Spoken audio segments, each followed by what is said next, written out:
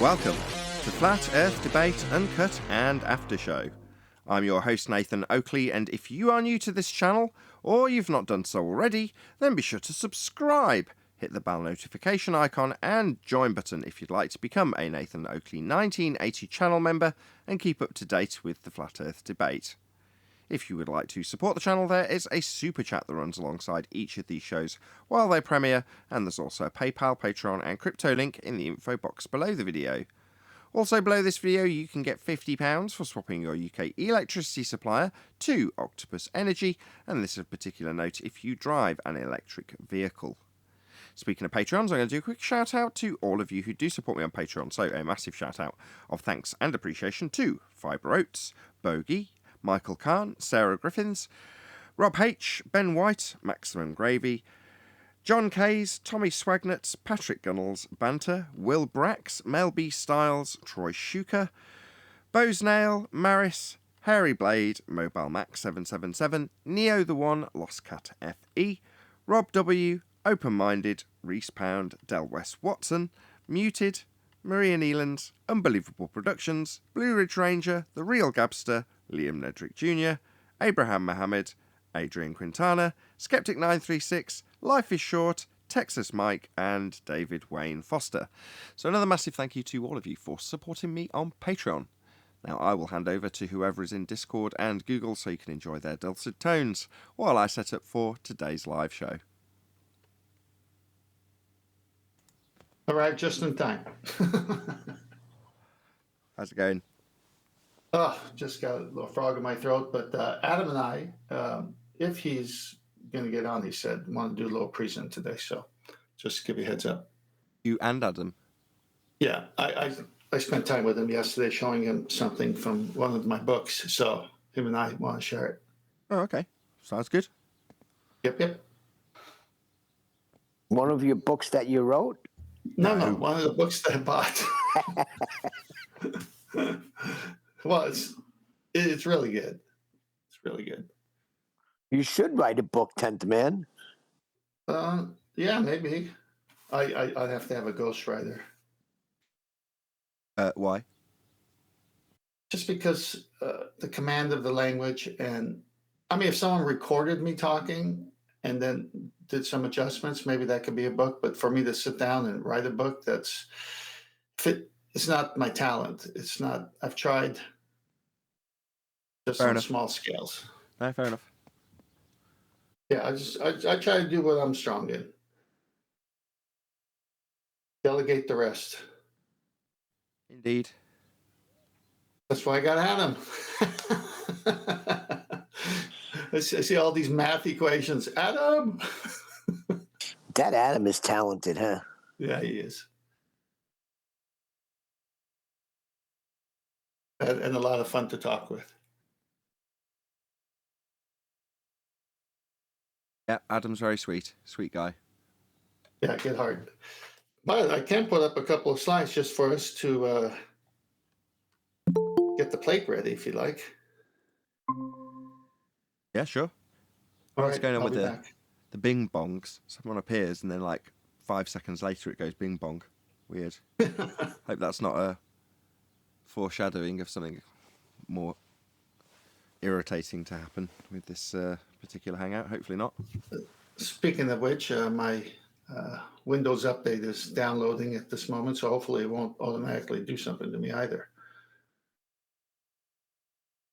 That's partially why I start a solid hour before the live show actually begins, because things like that happen. I restart the computer just before, so I change my sound settings, then restart the computer every day. But at that point, it might do an update, in which case you might be sat there for 20 minutes. So I need the extra. I've normally got about a 20-minute buffer, there or thereabouts, if I start at 1, which I do. But yeah, those things can really chew out your day. If you're intending to start at 2 and you think, oh, it'll only take me 5 minutes. Because best case scenario, if I really put my mind to it, I'm sure I could get everything on the page or on the monitors, if you know what I mean, set up and ready to go within 10 minutes if I really went at it. But if you just leave yourself 15 minutes to get started, that's nowhere near enough because something always goes wrong. Something always slows you down. Yeah, I turned it on. I saw it. So that was maybe 25 past the hour. So now we're 34 past the hour. So we'll see. I mean, typically it does only take me 10 minutes to get set up, which is why you tend to get the link at about 20 past. So I'll start at 1. I won't go, hell for leather to get set up quickly. I'll just do it at a leisurely pace. And then by 20 past, everything's ready and I can send the link. So you'll only get the link once I'm ready to, if immediately I go into the Discord server at 20 past with everything working and there's immediately a blazing row going, I want to be able to record immediately, which I can. But that, like I say, it takes 20 minutes. But sometimes Neil will be like, where's the link? And it's like, well, I don't know, Windows update, then the crash or whatever, the computer crashed. Things like that happen. But I want to get it all out of the way before I even get anywhere near the record button, which is why I leave myself so much time. But it just means that if we do a 3-hour show, which we frequently do, that means 5 hours, because after the show's finished, I've then got to go to uploading the videos onto the 2 different channels, giving the members the link, all that sort of stuff still takes about an hour. So, typically a 3-hour show will actually be 5 hours work, plus all the work once the show's actually uploaded and you've got to actually publish the thing, and that might be a day or 2 later, but it obviously all adds onto the workload. More than pushing buttons, I'd say. It's all pushing buttons, Neil. But, the bit that's...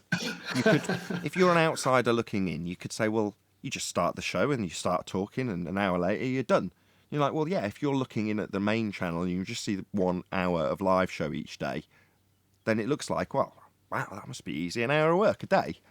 That's how it could be perceived though, right? No, not me. I know there's work that goes into it. Well, it depends. The pushing buttons could have a double meaning, Neil. What could it also mean? Pushing Globus buttons. I mean, that's a prerequisite of the show just There by you its go. title, though. Yeah, we need to push those buttons. Where the heck are the slides? I'm talking and trying to eat an English muffin with some jam on with some hot tea and talk to you about buttons. And So you're you asking for weren't ready slides? for the slides then? I have them. You're I'm all scrolling. excited. I'm scrolling. Okay. Do you want to push people's buttons, though? I mean, I know it's just a throwaway term. I do. I love it. He just did. I mean, you do, Neil, but I, as much as you might hate me saying this, I see that as your self-doubt. No. That was how we were raised. We pushed each other's buttons growing up. If you couldn't handle it, you left. No, that's different. York, no, that's different, because I push Arwen's buttons, and so does Anthony, and Arwen gets offended, and then the explanation comes for why we're doing it. That's done in a friendly way, and like you say, if you can't take the heat, get out of the kitchen sort of thing.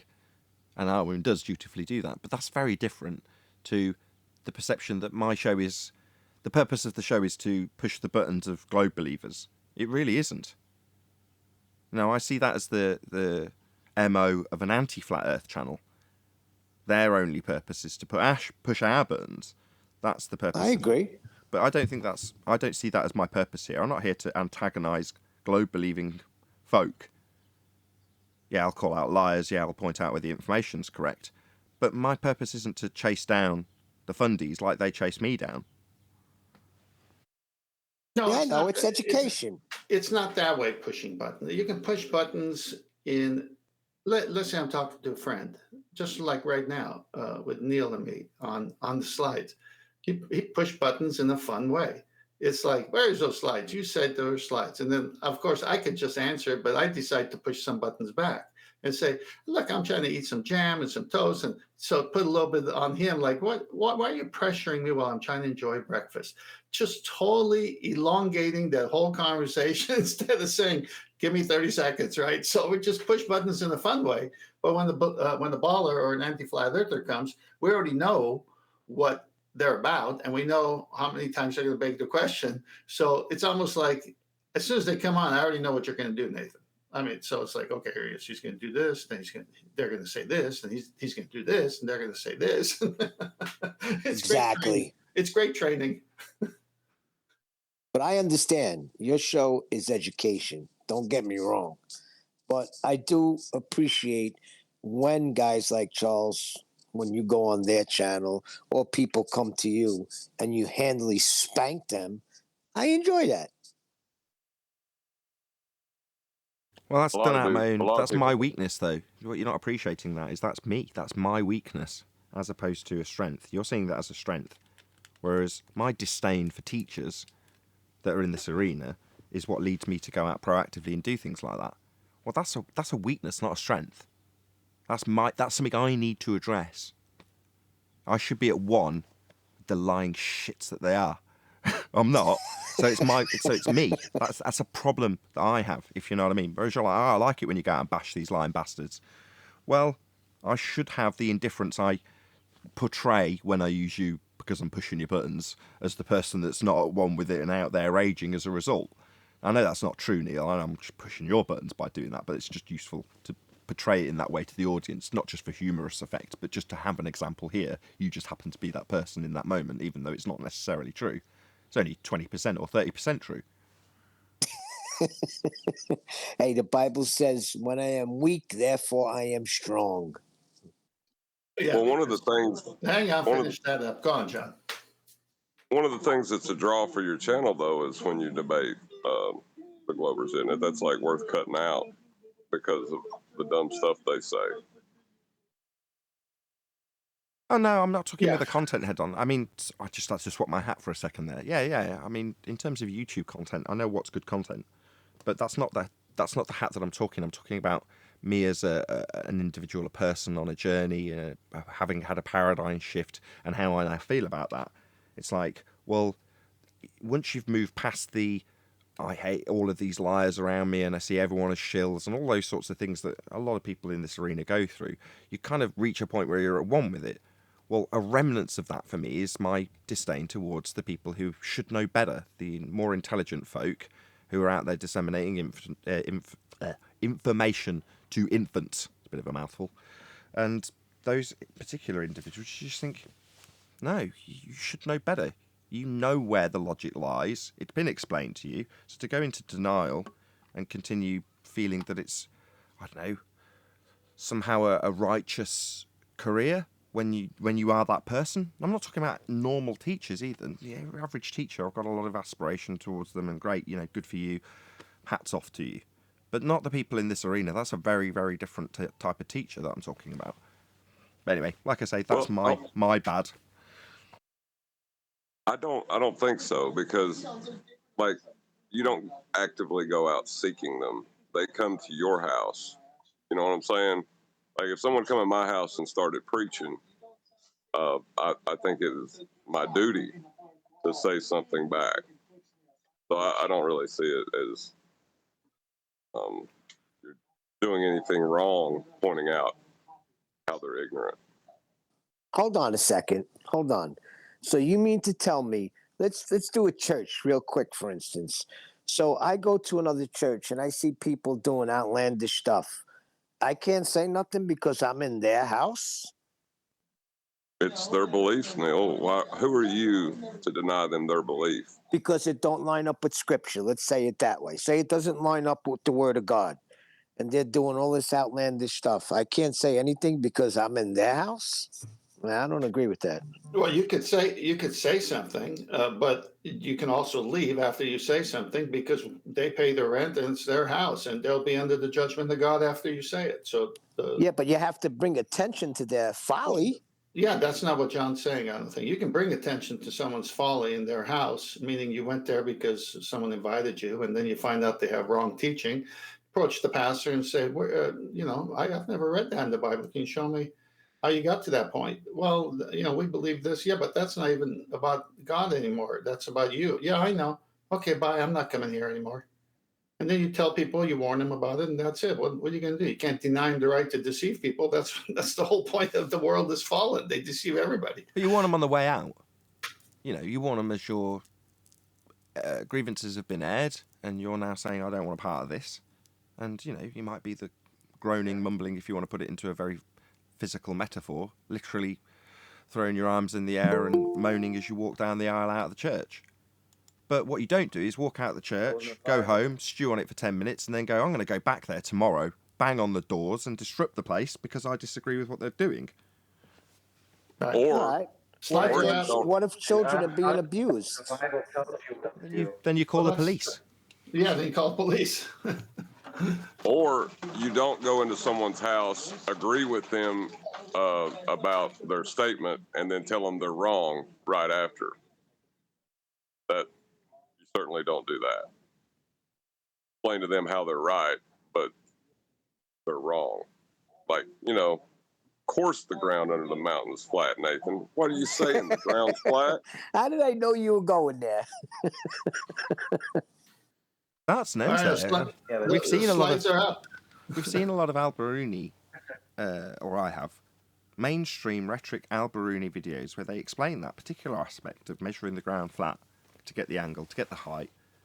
And in one of them, they even said, "Yo, we'll have a lot of flat earthers coming along at that point, won't we?" And you're like, "Yeah, you will. That's right." So if you're even semi-conscious that this is an issue, why are you putting it out there? If you realise that he's got to measure it flat first, why are you suggesting that he can derive a dip angle to give him a geometric physical sphere edge to give him an R value? He's got to measure it flat first. Now, obviously, while that was out there years ago, none of us really realised how devastating that was. It takes a fairly significant journey to get to the point where you appreciate why that's devastating. You can't get that curved adjacent to give you an angle in the first place. But would I be able to summarise that 2 years ago? Probably not.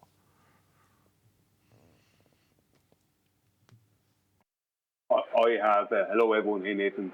Hey, Brian. I have, how are things? Thanks for having me on the show. I have a multitude of ballers, including well-known ballers like Roohif, claiming the horizon is geometric on 2 of my videos. Oh, really? So they've forgotten all about the black swan. They've forgotten that we've had refraction barked at us for 2 straight years, have they? Completely ignored it. Oh, really? Oh, so 2 Why years did of head they in the ignore sand. it? So did Roohif spend 2 years literally with his head below the sand, ignoring everyone about refraction, so he could pop out 2 years later and go, "Of course the horizon's a physical, geometric limitation to our view. Whoever said it wasn't?" Well, yeah, these people that were chanting it for 2 straight years, Roohif. Black swan, mate. No, it isn't. Nathan, they cannot accept the black swan because, like John told us a while ago, they'll have to relinquish their beliefs in a sphere, and they can't do that. Well, doesn't matter. Makes no difference, because if the Earth was a sphere with a geometric horizon, then every measurement to it would be 1.2 times the square root of the observer's height in feet, as per his claim. That's what he's saying, geometric horizon. No. We can show it's beyond the physical limitations of a sphere edge horizon at 1.2 times the square root of the observer's height in feet. Black swan! Part of this aren't you getting, Roohif? Are you slow? Well, Roohif was claiming that the boats were sailing over refraction at the weekend. That's not geometry. Well, that's not a geometric horizon then. No. So he seems he's confused. Sorry, oh, I see. I should be a bit more sympathetic. You're slow, Roohif. Confused. Don't really understand the difference between geometric, physical, Earth curve edge horizons that block things and refracted bent light in sphere-shaped air. Oh, well, we can educate you on those things, Roohif. Have no fear. He shared a video with me, and a video he made, or something to do with him. Anyway, he's claiming it, and he shared it with me. And it's about how a boat is hidden behind the horizon. What, Earth curve? Oh my yeah, God. black swan. So if the horizon's blocking it at 1.2 times the square root of the observer's height in feet, as per the maths marked with an X labelled horizon and geometric, then it's not refracted. The guy seems very confused. Yes, he does. Well, Sorry, go on, John. I was going to say, if you were going to refract the horizon, you might as well just throw the sextant and theodolite away. They're useless tools at that point. That's why he's saying it's geometric. Oh, he wants to use the measurement and then deny the measurement. Correct. Simultaneously. He needs the measurement to claim dip angle correction with Brian, so he's asserting a geometric horizon to do the maths of dip correction when asserting it's a sphere-edge geometric horizon called Earth curve. We've debunked that, Roohif. Hello? Maybe just ignore it so we can all laugh at you, Roohif. Do we all have a good little chuckle? Yeah, black swan, Roohif. You dumb shit. Hello? Yeah. 2 years, not enough for you? That's slow, huh? If the horizon's refracted, it's not geometric. So your dip angle corrections are useless. Refracted's not geometric, mate. Can we get to the slides? I'm enjoying the refraction boat tours actually right now. Yeah, I have a video where it shows a camera rising. I think I showed it on a show before. It's not my video, it's someone else's. A camera rising, and as it rises, the horizon appears to rise with it. Now, the camera's making a bigger angle, obviously, as it rises, but the horizon continues to appear to rise with the camera, no matter how high it goes or how fast it goes. It continues to appear to rise with it. Now, obviously, it's not rising with it, but it gives that appearance. But on the globe, as the camera goes up, the horizon would have to go down.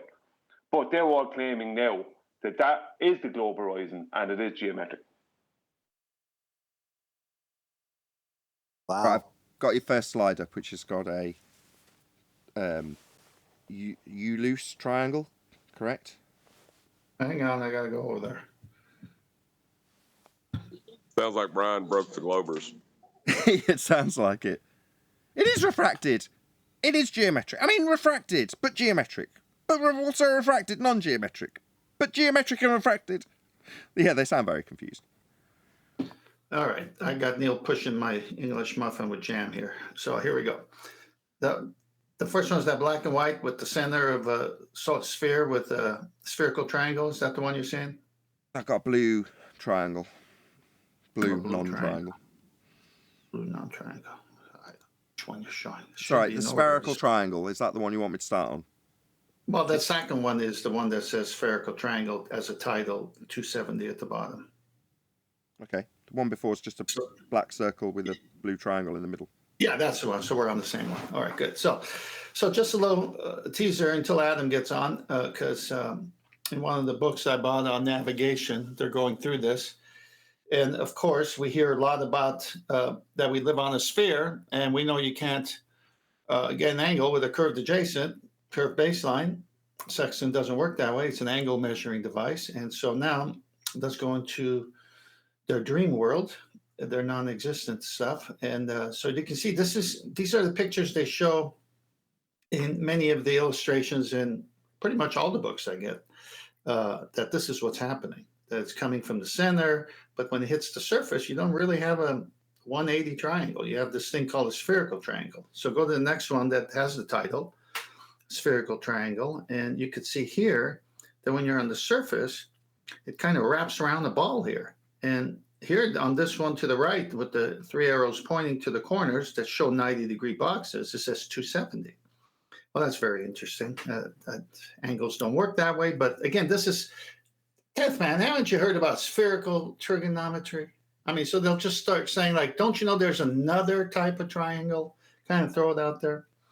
Yeah, Sextant doesn't use that one, but what's your point? And so they're trying to say that because the surface of the Earth is curved, they're going to all of a sudden put some spherical triangles in there. Well, that's fine. I mean, if you do want to measure a ball from the outside instead of from the center, it's going to give you curved lines. But you're on the outside of the Earth with a sextant, and it's supposed to be a ball, and it can't work with curved lines. That's what we're trying to get to them. So if you go to the third slide, it shows just another version of it. Okay, you can see it there. The X and Y and Z axis is right there. And the A, B, and C is on the surface of a curved object. If you go to the next one, should be a color slide. You can see that in this one, they take that piece that's on the curved ball, the orange filled in portion, and they put it out to where the black background is. And then they showed this other thing that doesn't have curves. It kind of projects out to be straight lines. Okay. So A, B, C claim to be the surface you're actually dealing with isn't going to be used or measured on. It's going to be projected out to A, Q, P with straight lines capable of giving you a flat surface, because this surface, the surface between A, Q and P, or inside those dimensions, is a flat surface. That's what's actually going to be utilised.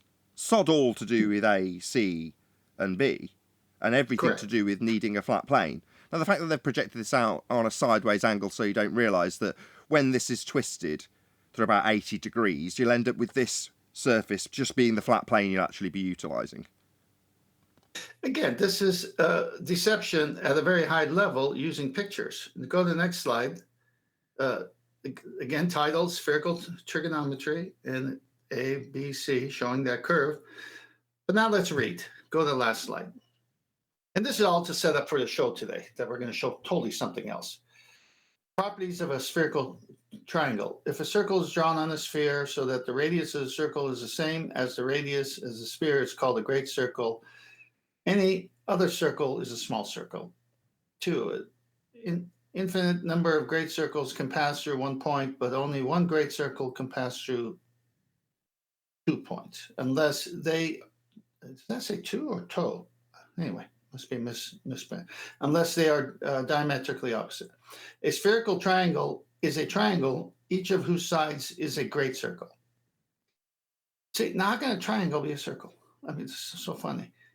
Number 4, the length of the arc of the circle can be measured by the angle which the arc subtends at the center of the circle. So there's that center talk. The sides of a spherical triangle are measured in degree, minutes, and seconds. No sides of a spherical triangle can therefore exceed 180. The 3 angles, now remember, that's sides. No side of 3 sides can go over 180. Not a total 180 for a triangle, but just one side can be no more than 180, just to make sure the audience gets it. The 3 angles of a spherical triangle must together be more than 180 and less than 540. Let me read that again.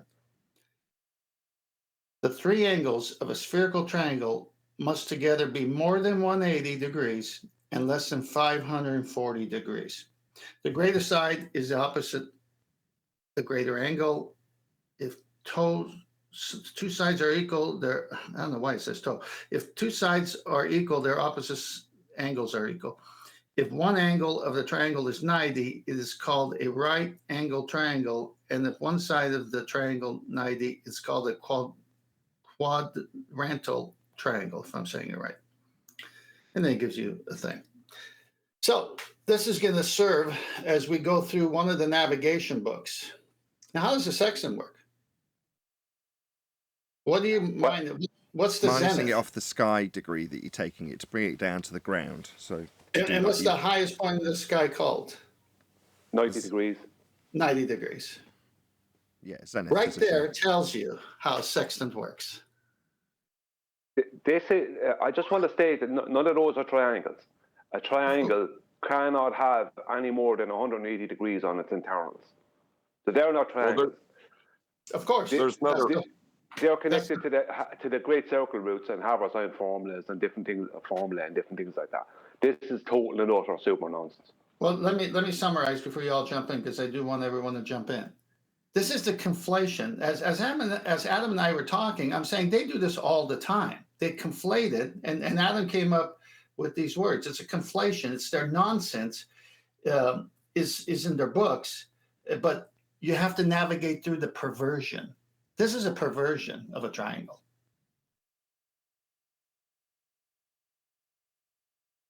Mathematically, right? It looks like it can work like that on the sphere. Mathematically, but mathematically is not the reality in which we live in. And mathematically, you're going to need R. And you're going to need R. And so it's an unnecessary perversion to do all these things. And I mean, I see tons more than what I'm showing you, because this gets the reader into that I'm on a globe mode. And then when it comes to the actual measurements and the actual degrees, minutes, and seconds and angles, it's a sextant used on a flat plane, and it's no more than 180. And it's a 90 degree zenith, and that's why it says in the book, you minus or subtract from 90, not 180, not any part of 540. It's a joke.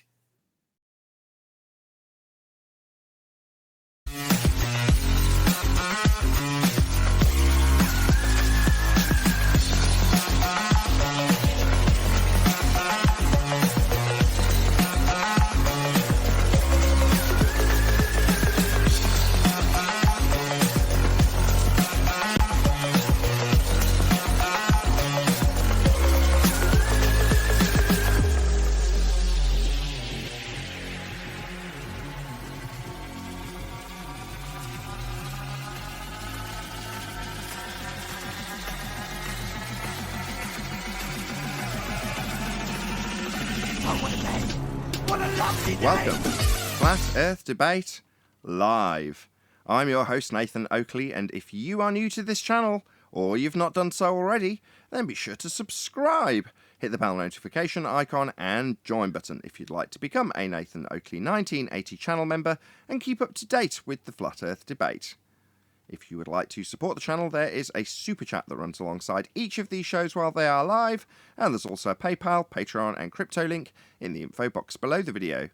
Also below this video, you can get £50 for swapping your UK electricity supplier to Octopus Energy, and this is of particular note if you drive an electric vehicle.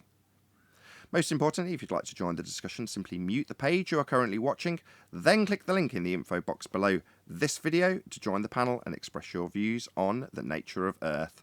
If you do join, please don't swear. If you do, you'll be ejected, and if you are, please don't try to rejoin the stream using sock accounts. You'll be warmly welcomed back on the next stream. Please also share the show on social media. Sharing the show obviously increases the live audience, but this in turn increases the chances of a more diverse panel, so please share the show on Facebook and Twitter. Now we are joined by Neil, 10th Man, Brian's Logic, Refracted Curvature, and a whole bunch of people in Discord, so welcome one and all. Hello. Hey, good morning.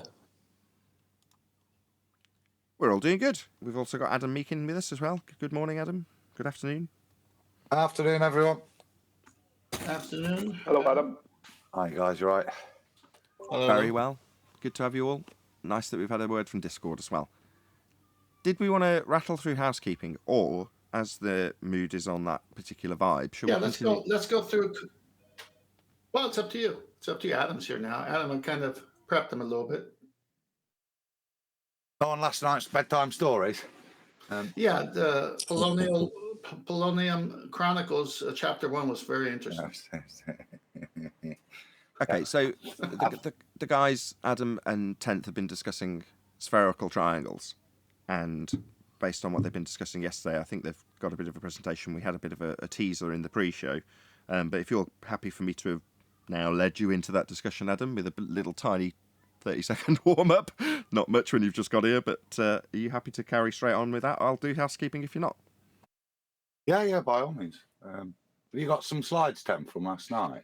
I'm gonna share my screen with the air navigation book that we went through. Okay. I think it's best if you go through what you went through with me, because me and Tim saw very different things. Two different things that we'll just share. And all right, let me see how I do this. I'll be back. Tell me when it's up. Yeah. I say we see different things. Well, I saw something jumped out at me, and something jumped out at Temp, and there were different bits. But again, we're using the air almanac, the air. You know those 3 black books that you had stacked up on top of Bowditch. Is it those ones, Temps? Isn't it? I think it's the proper air navigation books. So they're quite a. No, it's the Air Force one on. Hey, Arvin. Nathan, it says here this will let you take over Nathan Oakley 1980 that's fine. as the main person. Yeah, that's fine. Okay. This is all. Like if I go back just before you start at the diagram, the third last one you posted, where it shows an actual triangle, and then it kind of projected onto the surface of a globe. This is all great circle roots and Harvard sign formula nonsense. Correct. That's what they're bringing in here. Yeah, that's the least of our problems. We're about to demolish them here. I just showed that because I wanted to make a contrast between what they say a triangle is on the Earth versus what this. Does everyone see this book here, Air Navigation? Yes. This is an original. I have volume 1 and volume 2. This is an online version of it, so I don't have to worry about my book here. But it's the same book here. Let me hide that. Let's go right to the area. And I've shown this slide before. The bubble sextant here has to have the bubble horizon, and that's your plane of reference, your baseline, as you can see here. Is my cursor being shown as well? Yeah. Oh, lovely. Okay. And then they say the equator, and they take it out to the celestial equator as well and call it the plane of the celestial horizon, which coincides with the Earth's equator on their model. Okay, none of this is true, but anyway, let's go on. So when you're in an airplane and you're using a bubble sextant, you're basically saying my baseline is this flat, straight, horizontal, and you get this angle, okay? And you can be 30,000 feet in the air, and it matches what's below you, the Earth. And what's below you, the Earth in this picture? This round thing. Except that's not what you're matching it to. You're matching it to this thing, which is flat as well. I mean, do you see the nonsense here? All right. So we go through this book. It talks about altitude of the body and, sextant altitude, blah, blah, blah. Okay. The angle between the rays. But now when we get to right here, observed altitude, because that's the key. So you got, you think you know where you are, and you say, I think I'm over here because of dead reckoning. And then you take a sighting and it shows a different number. And you do the intercept method, and you find out exactly where you are based on your observed altitude. So there is a definite relationship between height observed of a body and the distance of the observer from the subpoint. Now, the subpoint is the GP of the star or sun, okay? That's all subpoint is. When the body is directly overhead, the height observed is 90. Of course, when it's directly over your head, it's going to be 90 degrees, your zenith.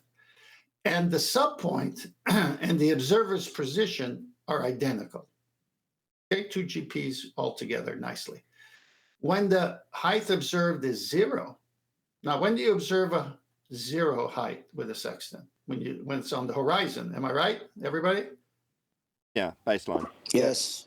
Okay, yeah. So when the height observed is 0 degrees, the body is on the horizon and the subpoint is 90, translates 54 nautical miles. Adam went bananas here. I'll let him take over in a minute. From the observer's position, the relationship is shown in figure 1124. Let's scroll down to 1124. Here's 1124. Here's A and B, your plane. Here is COX and COS. What's COS? What's this? This is your luminary. And this is the subpoint of the luminary. And you see how I can't work on the globe? A sextant can't work on the globe. So we're going to come back to this picture. All right, but let's go back here and keep reading. The relationship is shown in figure 1124, where C is the center of the Earth. Let's see if we can keep them both together. C is the center of the Earth. AB is the observer's horizon. Hold on 1 second, boys. This better for everybody. Is this better? Since the sum, and the S is the subpoint of the body, since the sum of the angles in a triangle must equal what? 180. This is a navigation book. This is telling you how to do sightings with a sextant. Since the sum of the angles in a triangle must equal 180, the angle OX is equal to 180. Not 540, not 270, no spherical triangles on the actual navigational process. Height observed plus P, the sum of the angles on a straight line is equal to 180, no duh. So angle OXC is equal to height observed plus P. The horizon AB being tangent to the Earth at O is perpendicular to OC, a radius of the Earth. Thus, angle OCX is equal to 90. I can go on and on, but Adam, I mean, this is what I wanted to show in contrast to the spherical triangle that they keep talking about. But when it comes to a navigation book, it says this, an angle that you're going to measure altitude with can be no more than 180. You're working with a flat baseline on Earth, folks. The bit I like there, tenth at the end there is we've had to have the ballers make their apologetics, but it's quite clear what it's saying here. Look, the horizon AB, and this is in their world, being a tangent to the Earth at O is perpendicular to OC, a radius of the Earth. So none of this is doable unless you've got R. Okay? You need a defined R to resolve it. You can show the geometric relationships on there, but the distance is R. And to actually resolve it to real distances, you're going to have to input R. R is fundamental to this bastardization of the method. So if you're going to do these things, you have to have R fundamentally. That's something else I picked up rereading it last night. Yeah, it's an open admission that they do use R in all these calculations. Wow. Indeed. Well, don't they Adam, always? yeah. Now, Adam, I said to him, look at this I want to hear about this 54 part again. Yeah, Yes. we're coming to, Brian. and I'll just turn it over to Adam. If you if you can just scroll down so we can see both the yeah, lovely. So if we read it again, it says when the HO is 0 degrees, the observed body is on the horizon and the subpoint is 90 degrees. 5,400 navigators minutes from the observer's position. And I'd like to refer us to figure 11.24, the bottom figure. And what this tries to do is diagrammatically represent what's happening. But for it to be able to do so, it should be using the correct numbers. But if it was to use the correct numbers that it's just stated, it would make the diagram impossible. In that, 5,400 nautical miles is equivalent to 6,210 statute miles. 6,210 divided by 24,878 is approximately equal to 25% of the circumferential distance of a ball, which is, as you would expect, 90 degrees is therefore 90 degrees of movement. Now, if you look on the diagram O, C to S, this is the supposed representation and the resolution of how you get the same star. But the reality is, look, that the O to C to S at this point is only about 35, 40 degrees. What you've got to do is take it to where Temp's got the little hand to the point. That's your angle of 90 degrees where it's going to resolve the GP of the star.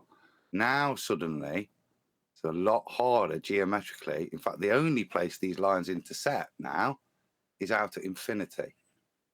And that's what excited me, Brian, that the way they describe it is an impossibility. Now, if you're stood at O and you're seeing something that is supposedly where that hand is at 90 degrees, which invokes 90 degrees of ball Earth rotation, you can't see anything. Look at the obstruction. At no point do you ever get to see anything there. So what they're claiming is you're looking out to infinity, and the only way in which the geometry resolves is for the line O to star and S to star where it should be is not the piece of paper would have to stretch to infinity to resolve the triangle. That's the reality, and that's the admission in there.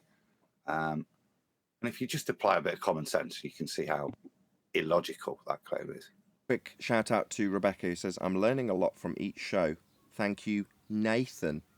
I take full credit for this presentation, Rebecca. Thank you very much for the super chat. I would too.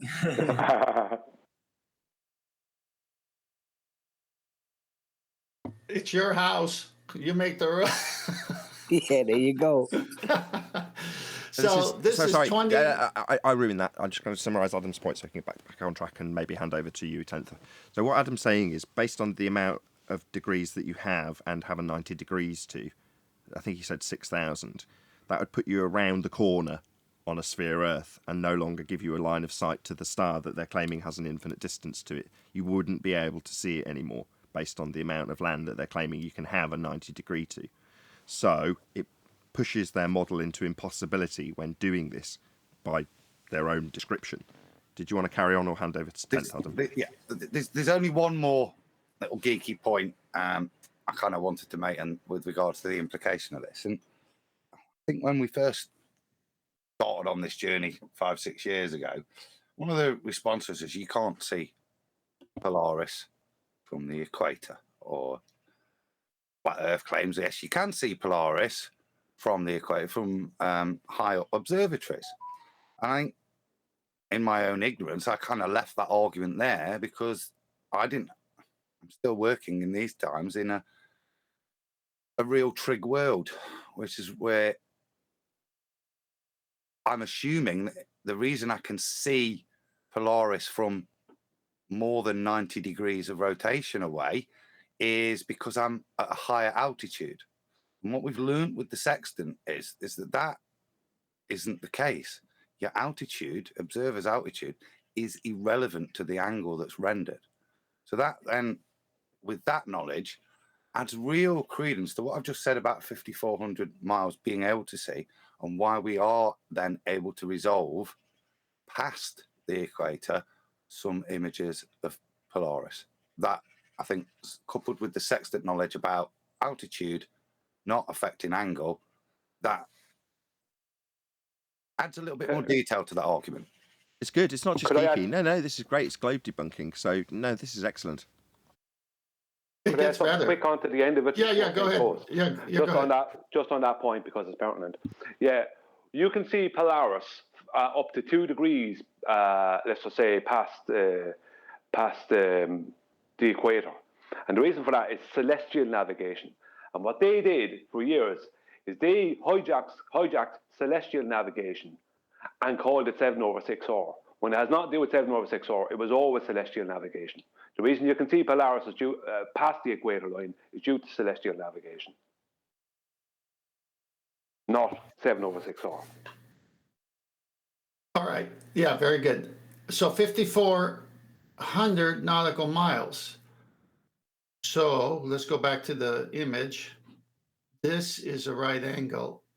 There's your 90 right here. Everyone see this? The line should be right here. Yes. Okay, that's 25% of the Earth atom that you're able to see with no curvature blocking something. All flat. How can that be possible on the curved Earth? Completely impossible. I'm sorry. What I just said a second ago, I meant to say celestial refraction, not celestial navigation. Right. So they would have you believe that when the sun is at the horizon at sunrise, the subpoint of the sun is 5,400 nautical miles, and your sextant can catch. Of course, you have to put the refraction corrections in it because it's below 15 degrees. But once you do all the corrections, they're basically telling you that 5,400 nautical miles is your distance to that sunrise GP, the GP of the sun as it's rising somewhere over the Earth. That would mean that C to here would give you that right angle, that 90, and you're able to see from here over here. What about this? How come this isn't blocking anything? That's 25% of the Earth that doesn't block anything. But that's the geometric horizon that we were discussing in the pre-show that Roohif is claiming we now have, even though we've had 2 straight years of this being told that we don't have a geometric horizon.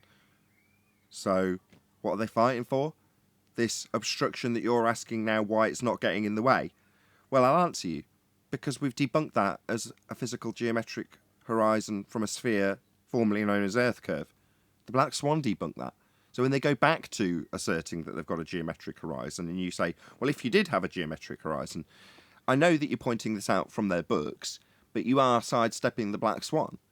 You don't need to expect. I'm trying not to undermine what you've just said. I really am, I promise. But Black Swan. No, go ahead. Well, Black Swan. Go ahead. Black Swan. Don't need to ask them why their geometric horizon isn't getting in the way when you've got 5,400 nautical miles of flat plane that you can measure 90 degrees to. Well, when you've got that, and they say, well, no, we've got a sphere beneath our feet, to then take that to, well, no, because the sphere edge horizon that you say is beneath our feet would be in the way, given this area of flat land. It's like you shouldn't be into that argument because of the Black Swan. The fact that someone like Roohif in this example, has stuck his head in the sand for 2 straight years and is now saying it's geometric. It's just laughable. Well, that's the both sides of the argument. Law of non-contradiction. They live on a flat plane. They know it because the sextant can't work with a curved adjacent. Exactly. How'd you get this elevation angle in the first place? You're not measuring from the centre of a presupposed spherical Earth with an R value also debunked by the black swan, as Adam pointed out earlier. This necessitates the measurement of that sphere beneath the flat line that you're actually measuring. Well, have you got that? No, that went the way of the dodo too, with the black swan. The importance mathematically of this is it states that they use R. And like I say, you have to then have R to render, to calculate the angle change, to apply that to the circumference, okay, to tell you where things line up. So if you haven't got R, things won't line up. Do you understand? Yeah, if your R's not exact, things don't work. So you have to know R to use this mathematics, and it would have to be exact for it to render like that. You see, so you can backwork R from it, but you can't get there first and assume this mechanism unless you've got R. So to me, it's another proof that they have to have R if they're going to allow this to be how they justify what's going off in the head. You can pretend you're doing this with all the problems, but you have to accept that you've defined R already. I agree with Nathan. Black swan, then. Exactly. Yeah, exactly. Black swan, which I'll give a quick rendition of if anybody's unaware. If the Earth was a sphere, as is required in this explanation for tangent planes being used with a sphere Earth beneath a flat plane that's actually measured, then every distance to that geometric horizon depicted on screen now would be 1.2 times the square root of the observer's height in feet. It's not. The imagery we call the black swan shows the horizon beyond the geometric limitations of a sphere with a radius of 3959. Therefore, the horizon is not Earth curve, not geometric. We've had 2 years, Roohif, of being told how non-geometric it is as a result of the black swan. So to just jump back on the bandwagon of, it's geometric now. No. No. Roofy, hello. I just want to go on. just quickly, I just want to state that if they're using a tangent plane, it means they have to pre-assume and use a flat Earth to even attempt to do it on their globe. Back to the original question. How do you get your elevation angle if you've got a curved adjacent? Yes. Now, see this image here. See this image here with the bubble sextant. They assume a baseline that's flat, horizontal, because that's what the bubble does. It's a bubble is the artificial horizon. And then they transpose it in this figure that you see here, this picture, to say, see, it's over here. It's from here we're getting it. Really, what they're doing is they're measuring it off of the flat Earth that we live on, the plane that we live on, and in the picture deceiving people and saying we're getting it from the center of a ball. But even in that, they have to take this image, transpose it here, because you're really getting it from the surface, because no one's here with the sextant. They're always at the surface with the sextant. Check it out, ball believers. You've got a plate on top of your ball model in this depiction. What's with the plate on top of the ball? And what's that? You say we actually only measure the plate, and depictorially you say there's a second plate that goes through the middle of the ball. So there's 2 plates in your ball world. What's with the plates stuck on top? Surely you just measure it as a ball if it was a ball. You wouldn't stick a plate on top of it. Correct. And then when you look at this picture here, from here to where the arrow ends, there's your 90. This is a top view, okay? The top view being of a flat circle. Yes, but over here, look at the trickster. It needs to be over here. They don't do it. I just want to state, because I messed it up the first time. I just feel that it's important. That for 6 or 7 years now, there's been a claim about angles to Polaris, right? Now, it's debunked by elevation angles for a start. That's number one. So then it's debunked by nautical miles, which are flat Earth miles. But I just want to state that you can see Polaris past the equator, and the reason you can is due to celestial refraction. They hijacked celestial refraction and started calling it 7/6R. That's what they've done for 7 years. It was never 7/6R. It was always celestial refraction. No, and they don't have or to have 7/6R. Black Swan. Right on. In the 5,400, what they're categorically stating there is that every degree of star change is attributable to the angle of rotation. The further away from it you are, the further you're tilted away from it. So that the relationship of angular star change is only Earth curvature. Now, when we go to Polaris and we demonstrate, and when we go to that 90, you cannot see the top. You see, you can't see its position. So that to me demonstrates it's again a full disproof that this 90 degrees is the absolute limit of your vision, and that's been really generous, I think. So to go past that, as Brian's saying, demonstrates that it's not a function of Earth curvature. True. Now let's go a little bit more here. So this right here, this plane, the plate and the second plate, this plate here is right here, this straight line on top of the so-called sphere. And then this is supposedly the equator, another plate. But when you look at this, say the star is here, the observer's zenith is here. Here's a true 90 right there. Okay, well, this is flat. This is all flat. You can't get this angle unless you're measuring off of this flat. They even show you it's got to be from this line. You can't measure it from this part, this curve. Doesn't work. Angles don't work that way. Further to that, go back. If you're working off this plate, yeah, and we've got the observer described as being at the very top of this ball on this plate that's being actually measured and utilised with 90 degree at the zenith position of the observer. There could be, very realistically, a second observer on a ship out here. Now he's going to perform the same measurement from his zenith position and triangulate with the star that just happens to be below the guy that we mentioned that's coincidentally depicted at the top of a sphere on a plate. So therefore, the guy who's doing the exact same triangulation with 90 degrees to his positions also debunking this sphere below, because he hasn't got the sphere below. There's just empty space below him when you depict it in this manner. But he's still going to do the exact same measurement and triangulate his position with 3 stars to a flat plane beneath where he's standing here. In other words, the only thing that works is if you keep all of the area that's being measured and triangulated upon flat for every single observer.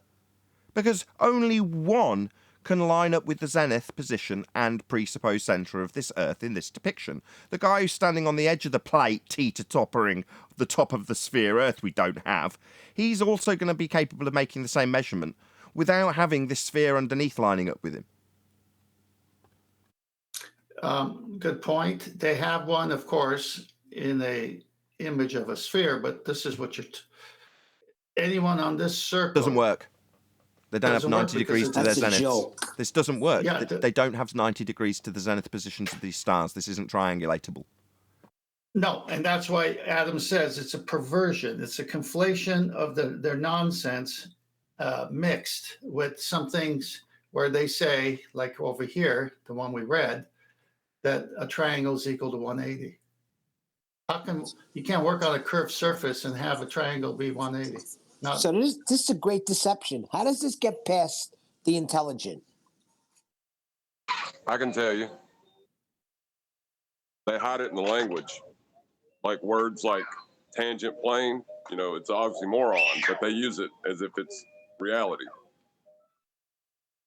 I'd like to bring to everyone's attention that if you are sighting a star at the horizon and it's 54 nautical miles away, that's just a radius. It's really 10,800 miles of flat. Wow. Okay, on that subject, Neil, because you asked, and it's a nice segue. How do they hide it in the language? You personally describe people who would justify, a couple of days ago, in fact, how atmosphere is just what we say. Right? Do you remember saying that to us? Yes, I do. I know where you're going. Right. Well, without realising it, you've succumbed to a magic trick. So much so that you're not even willing to look at the etymology of the word or the breakdown of its contents as a word. Why? Well, because that's just the word we use. We just say the air's sphere-shaped. That's just what we say. We just say it's sphere-shaped, so therefore it is. And I've said it since I was a little kid. It's always been called that. It's always been known as being a sphere-shaped air. Atmosphere. So when someone comes to justify it in their description of how they're going to measure 90 degrees on a flat plane, and they've already got all these prerequisite conditions that they've got to meet, they'll, in some way, shape or form, try and mathematically justify it in the way that they understand it should work. Now, when there's contradictions, like we're showing here with the 25% of the sphere Earth surface blocking the view of the star that they've got an infinite distance away, when you're measuring it on a flat plane to begin with and you haven't got a geometric horizon, no one's going to be there over their shoulder tapping them and going, hello, the horizon's not a physical limitation to your view. And if you were to do this, you'd have an obstruction of the sphere Earth on your tangent plane, wouldn't you? It wouldn't work anymore. The tangent plane that you're drawing out's too big. Yeah, it doesn't make sense anymore.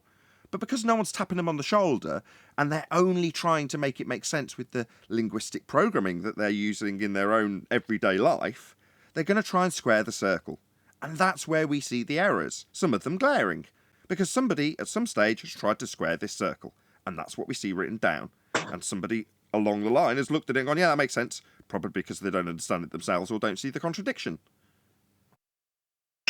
So John's right. They're hiding it in the language. Sorry, John, refractor curvature. Is John there? Yeah. I was going to say that a tangent plane is an oxymoron, just like atmosphere. Well, the question I have for you is, as a bowler, because I've asked this question in the past to the bowlers, and I never got an answer. As a bowler, when you were a bowler, how big could a tangent plane be? What was its limits? 1.22 times the observer's height in feet, I think. Thank you. No, that's incorrect. You're talking at cross purposes. The question Brian's asking you, as a glober, even though you're not former glober, is how big can the tangent plane be? Not where would the tangent point be situated. So your answer was where the tangent point was situated. The answer to Brian's question in actuality is your first address. It's an oxymoron. How big a flat plane can you have on a sphere? You can't! Oh, yeah. Right. Yeah, I guess I even fell for the language trick, but it's what they do. I think if I just add to that, you said, how does it get past people? Because what's written mathematically, if you assume the ball, and this is what they show, it's all mathematically correct. Okay, it is a way of transposing it. It does require you to have R and the relationship between R and the circumference. Yeah, but all that's admitted in there. Now, if you've got no issue with somebody giving you R, which a standard normie won't have, then you accept it, because where you question it is the mathematics correct? Are they making the right geometric assumptions to transfer that angle to this angle? Yes, all that does make sense. But because you accept atmosphere as a word and radius and the Earth's a ball, you don't question the bit that means it's bunkum, if you see what I mean, which is what I had to get Adam, this brings us to the beginning of the show and the pre-show then. So if you were in a position, you personally were in a position where you understood, like John often details, that you cannot measure R, and you are still of a fundy sphere-believing ilk, how do you square this circle? And if you can't... Don't beat down their doors. Hold on, I'm getting to Charles. He's our resident globe Earth mathematician running under the name Flat Earth Math because he's an expert in this particular arena's subject's mathematics, according to his own namesake. Yet, what did he do when it came to this particular problem? He's got a tangent plane and an elevation angle off a curved adjacent, and he's got an R value question. Those are the only two things I asked him about. I only covered one of them because we didn't get past his lie about needing R. Now, as Adam's pointing out, it's fundamentally required in this explanation. There it is, it's disclosed. Now, if you don't realise that being given an R value that we've debunked and you can't measure, if you don't know that, then you're not going to go, oh, well, that's a problem. You're just going to go, okay, because I already know we've got sphere-shaped air and the Earth's a globe. Therefore, I'll obviously accept this begging the question fallacy at an R value that I'm going to use to engineer in the mathematics to make it work on a flat plane when I'm measuring 90-degree angles to flat surfaces. So that while Adam might say the mathematics works, it requires R. And we've debunked R. Therefore, the resident globe Earth mathematician Charles had to lie about his requirement of R. Now, in this particular instance, he absolutely requires R, as he will in every instance that you assume a sphere has got something to do with the mathematics of actually measuring the flat plane we live on. You'll need R for that, as I pointed out to him when I called him a liar. Now, Adam's here pointing out the same. Now, just coincidentally, the tail-on question, if I'd have actually ever got to an R measurement and how it was acquired, not that they can, would have been how do you get the elevation angle off a curved adjacent, which you can't. But it's explained with a begging the question fallacy of R that they now must lie about needing. Like the rotational value and the Coriolis deflection we don't see, they'll lie about needing to see it. They'll lie about the very claim in the first instance. That's that you're on a sphere with an R value, and you'll need that R value to make that claim. And we've debunked it. Yeah, but then he says you don't need R. Well, you do. I'll read it here. Back to Adam. This was what was nice about what 10th had found. So other than finding the nautical miles bit, as we say later on, it says the sum of the angles on a straight line is equal to 180. So angle OXC is equal to HO plus P. The horizon AB being tangent to the Earth at O is perpendicular to OC, a radius of the Earth. You see, that's it, you've done. So to use, if you're going to put the curvature onto the surface, you have to have this methodology to use celestial navigation to transpose the data from the flat baseline, to use the same data and pervert it in this way. If you're going to make your curve the surface, this is what you have to do. You have to have R. You have to have the relationship, the size of R, so that you have the transcription of R across the circumference. So each degree is worth, well, in this case, it's one statute mile would be 0.01428 something degrees, you see. So you've got to have R to define the angular relationship for you to then transpose it on a curvy surface. That's not how celestial navigation is done. So, does it now make sense why I constantly ask for an R measurement from all of these fundies, and why you'll get to 100 repetitions of it with someone like Katz without them giving it you, or 20 renditions to someone like liar Charles Flat Earth Math, with him denying his requirement for it only to chant it out towards the end of the show at 39.59 miles. Right? They absolutely require this value, and without it, none of their claim works anymore. That's why we've won. We declared it in 2020. It's the end of the claim. You must have R to claim you're on a sphere. We're not, but to make the claim, which we can debunk thereafter even if you had R, which you don't because you can't measure it. You'd be able to if you were on a sphere. It's just that simple. You tell us how you'd be able to measure it by way of Al-Biruni's dip measurement. Well, that's your geometric horizon we've debunked right there. That's where you got R.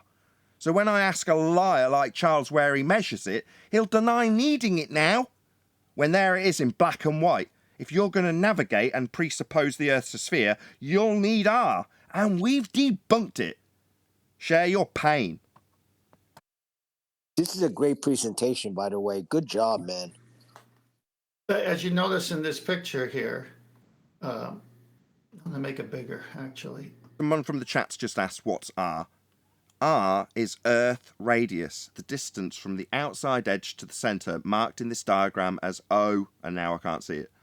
It was bigger a second ago. Can you make it large again? Yeah. OC is the R value. That line is the outside edge of this circle depicting the sphere Earth, and the C is the centre. That's the radius value. You'll need that to make this claim, as you'll need it to make any sphere claim, and anybody who's going to have to lie about not needing it would realise we've debunked it. Otherwise, you wouldn't need to lie about having a measurement for it. You'd just say Al-Biruni measured it at the horizon, which we've debunked as a geometric sphere edge. Right, Roofy? You're paying attention? You're keeping up? Is someone letting Roofy know all this? Are you writing this down? R is the most critical part of your ball if you're a believer in that. Are you kidding me? It always has been. From Mick West admitting that he needs to presuppose it and is begging the question, that would be his R value. Proof of nothing because they haven't got it anymore. Perspective hijacking, Muppet Vision based. Curve calculator. It was always about R. Well, it's a theoretical construct that doesn't Morning, exist. fellas. Hey, Chocolate. Hey, Choco. That's correct. So, Nathan, let's finish. Sorry, I had to clear my throat. Let's finish up this part here. So if we read the arc on the surface subtended by the angle OCX. What's the angle? OCX, not OCS. See a straight line here out there in space? That doesn't exist on Earth with a sextant. That only exists in this drawing because you can't use a sextant on this ball. OCX. What the heck? Shouldn't it be OCS? Isn't this the GP? Why is the GP in space? Thus, the distance from the observer's position to the subpoint of the body, or OS, equals 90. So why haven't they drawn it on this diagram? Oh, because it would make it really obvious that it doesn't work. Right. Hey, Nathan, how are you? Hello, Bob. How you doing? Hey, I've got a sextant challenge for you in the timeout chat. Can any of you tell me my position? Can any of you tell me my position from those two sites? I solved it in less than 5 minutes. So you've got all your sextant geniuses in there right now. Go ahead and tell me where that position is. Why? What will it serve? Hold on. I don't mind to challenge. Will it prove a ball? It'll prove that celestial navigation, which is based on spherical trigonometry, works. So go ahead and solve it. Hold on. Your claim is that if we do this challenge, it will prove that the trig being used is spherical, correct? You seem hesitant to just confirm the thing you've said 20 seconds ago. Nathan, you can either solve the problem or you can't. Hello. Go right ahead and do it. Give me a position. Latitude, longitude. Hello. Clarifying your claim. Seem a bit hesitant to just clarify the thing you said 25 seconds ago. So you're saying that in order to solve this problem, it will require spherical trig, therefore proving a sphere if they do the challenge or I do the challenge. Is that what you're saying, yes or no? It's what you said about 40 seconds ago. Go ahead and give me the latitude and longitude. No, go ahead. Why don't you answer? Sorry, what is your malfunction? Yes, I will do that. As soon as you confirm what you have said about a minute ago, and we are stepping further away by you demanding that we do this, regardless of the clarification, it will prove a sphere by your declaration that it will require spherical trig to do it. Is that correct? You stated that about a minute ago.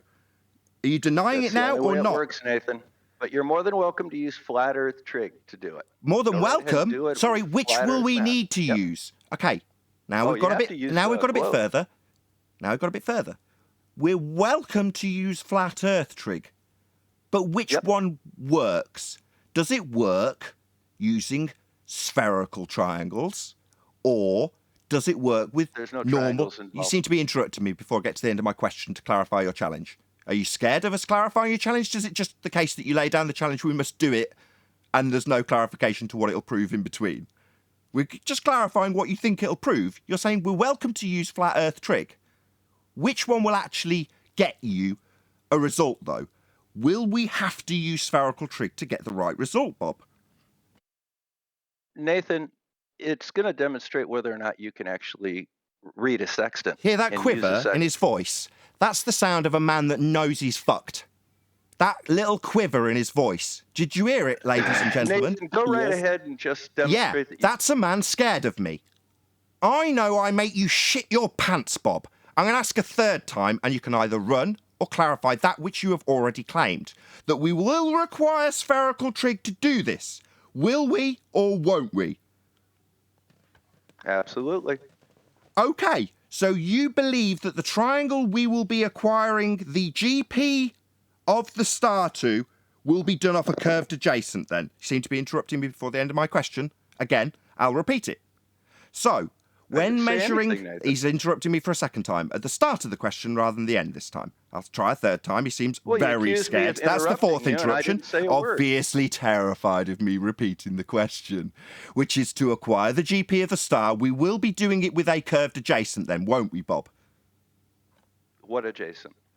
The one that measures along the ground, the baseline to the GP. That's going to be a curved line, isn't it? Spherical, right? On a spherical surface, spherical trig, curved adjacent. Right, Bob? You have to have a triangle to have an adjacent. Sorry, a triangle or a spherical no curved triangle. You said we're going to be using spherical trig. There's no triangles.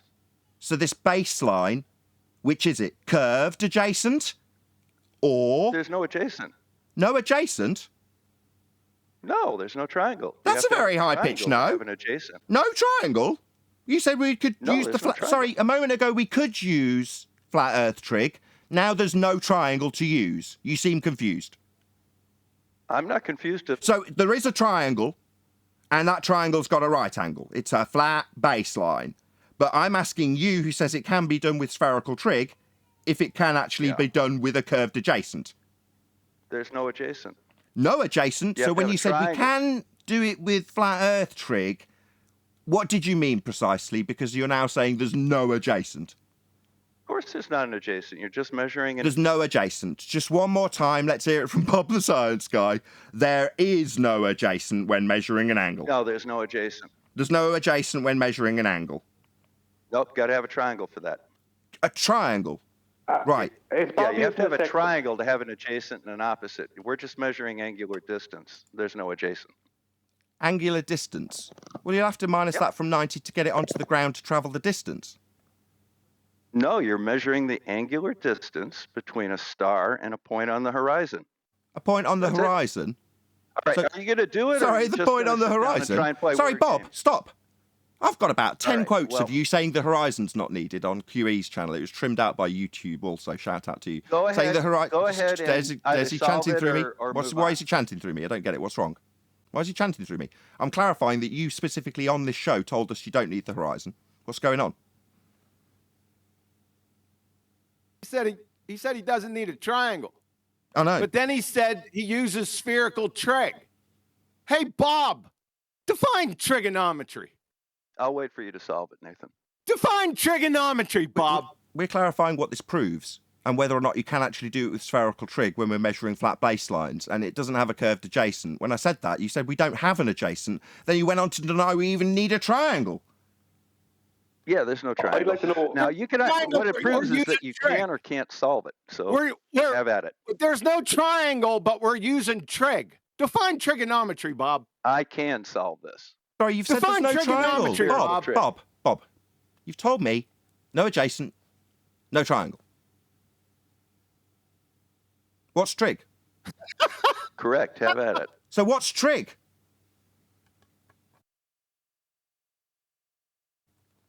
For the audience's benefit, this dumbfounded silence is what you get when you become a fundamentalist religious zealot chanting about measuring angles on a curved surface. You start denying that you're doing triangulation, or that you even need triangles, or that there's even adjacent that you need at all.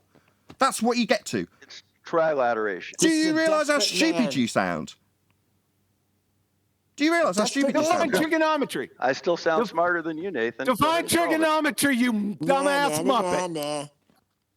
Sextants don't use trilateration. Define trigonometry. You want to phone a friend, Nathan? Maybe get 10th phone a AM in, friend. Or see if Brian's live. Phone a friend. You come in here. Go ahead and you solve say it. Spherical trigonometry. You don't know what it is, right?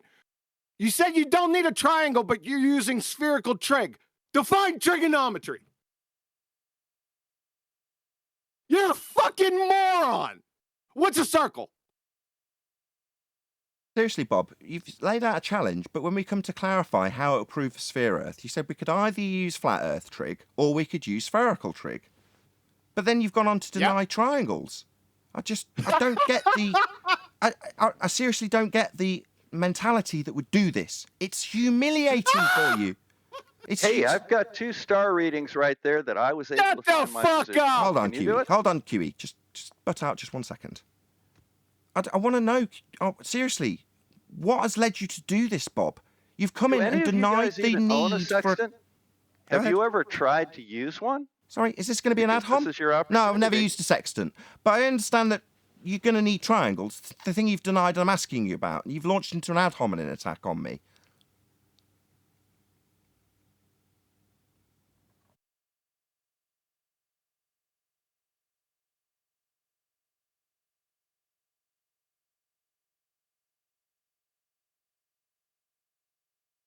I await your determination of your position with bated breath. Sorry, Bob. Hey, asswipe. Just define trigonometry. You denied the need for triangles. While we were in reasonable discussion, Bob, you were like, yeah, you can do it with flat Earth trig. Oh, you can you? All right. Let's see if we can do it with sphere Earth trig. Now we're into denying triangles, and somebody from the panel, QE in this instance, as in his very reasonable way, asked you to just define trig. You're saying either flat Earth trig or spherical trig. So, obviously, given that those are the only 2 choices you've laid down here for us to fulfil your challenge, it seems reasonable that given you've denied that there's a need for a triangle somewhere along this, why you do that, I don't know. It's absolutely insane. But that's what you've done. Now I want you to answer the question on the table. What's trig then? Because I'm confused. Just let me know what the position is when you so it's just the demand for us to fulfil your fucking demand, is it, Bob? Do you think we're subservient to you, Bob? That you're going to come here and lay down some demand that we're going to fulfil because you've just laid it down to us? Without clarifying like a reasonable man would, what will actually be fulfilled in doing so? You're not going to be a reasonable man and do that with us? Because we're just asking you, given that you've given us 2 choices, spherical trig and flat Earth trig, to do this with, and you're not going to get into the wrangle-dangle of how spherical trig won't be able to do this with a flat baseline. You can't get an elevation angle from a curved adjacent. You're not going to get into that wrangle-dangle, but now you won't even define trig. You're just going to deny triangles are needed and then leave it at that and demand that we carry on. Well, okay, how are we going to do that without triangles, Bob? Do you want to define what trig is? The 2 different trigs. If we're not going to need triangles, can you define what that means?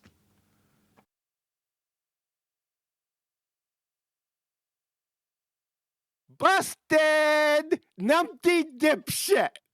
You're a retard! Unbelievable, folks.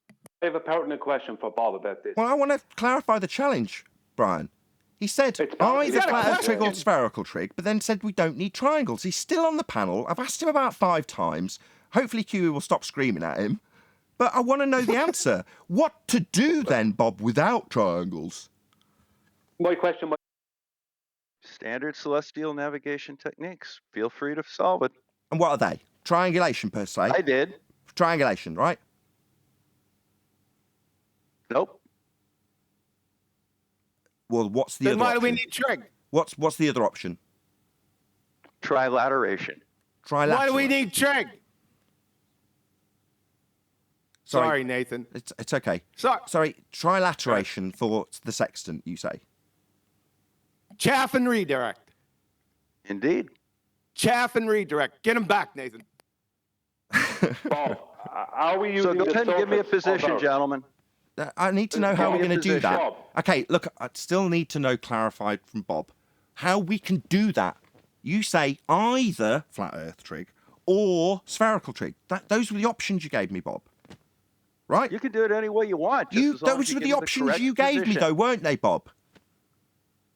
You can use whatever means you wish, so long as you give me the correct position, which I found with no problem. Okay, I'd like to do it. So show me. Okay. I'd like to do it with the vision of being on a sphere. Okay? I've got a question, though. Right? When I measure my elevation angle, How do I do that from a curved ground beneath my feet? You don't need to. It's already been provided for you. Sorry, no. When you say it's already been provided, how so? It's right in the post. It's right there. What is? Go ahead and have a look. Have you Just pulled tell it up? me. Just tell me. Play along. What's the deal? Is it a Have secret? you pulled it up? Ugh. Have you pulled it up, What's Nathan? been given to me? Because at the moment it hasn't, has it? Because you haven't given it me. You're telling me to go get it. Yeah, So I no, I'm not going to go get it. it's You right- can I give it me or posted you it in can't. Maine. Either you give it me or you don't. It's up to you. Kick I him posted out. it for you in Maine. The whole thing. Just tell me what precisely has already been worked out for me. Is it Earth being a sphere with an R value? Yep. Nathan, it's right there. Just tell me. You can either use it or don't. Use what? Use the site data that I provided for you. What very site clearly. data? It's written down. Oh, what data specifically? The site data is right in timeout chat. So Okay, and it proves we're on a sphere, Harp does will it? Harp will post it for you. Okay, and it proves we're on a sphere, does it? Proves I know how to use a sextant and you Does don't. it prove we're on a sphere? I don't know. What Well, do you then think? why are we doing this? You are the one making To this claim, demonstrate and whether you or not don't. you Shut can up! actually use a I'm sextant, and talking. I say you can't. Shh! I'm talking, Bob. Sorry, this Well, is your just get claim. on I've with just it. asked you. I'll Hello. be monitoring. You let me know. You're going to when run you away? Well, because I'm wanting to reply to you. Is that what's going to happen, coward? Okay, go on then. Yeah, but he's gone. No worries. Yeah, so I asked him, and what's the point summarising if he's just going to run like a coward? A dumb Ask fuck him the coward. question. Nathan, there's a couple of things he said there, and I wanted to ask him the question: is he using the Earth's surface within his claim? Because it sounds Wait like a he's not even second. using the Earth's surface. Wait a second. Wait a second. Go back. He said we could use either spherical treg, or flat Yeah, Earth but that's not the. treg. And then he said we're not using triangles. Why I know, go? but Why that's go why I anywhere wanted to else? ask him. Because that's why I wanted to ask him what he's actually doing, because he may not be using the surface at all. So that means he's not using a triangle. Hang on, guys. Hang on. He This just- So that he guy's, can't use treg. this guy is such a fool. Nathan, if you give me time to I summarize. know. Okay. That's my point. Let's just Okay. get And in also, order. Hold on. one second, Everyone he also chill out came for a second. from Brian. application. Hello, That's not everyone. Right. QE, get everything out of your system. Then Brian, then 10th. QE, go. It's over. The numpty dipshit, sack sniffing cretin. It's over.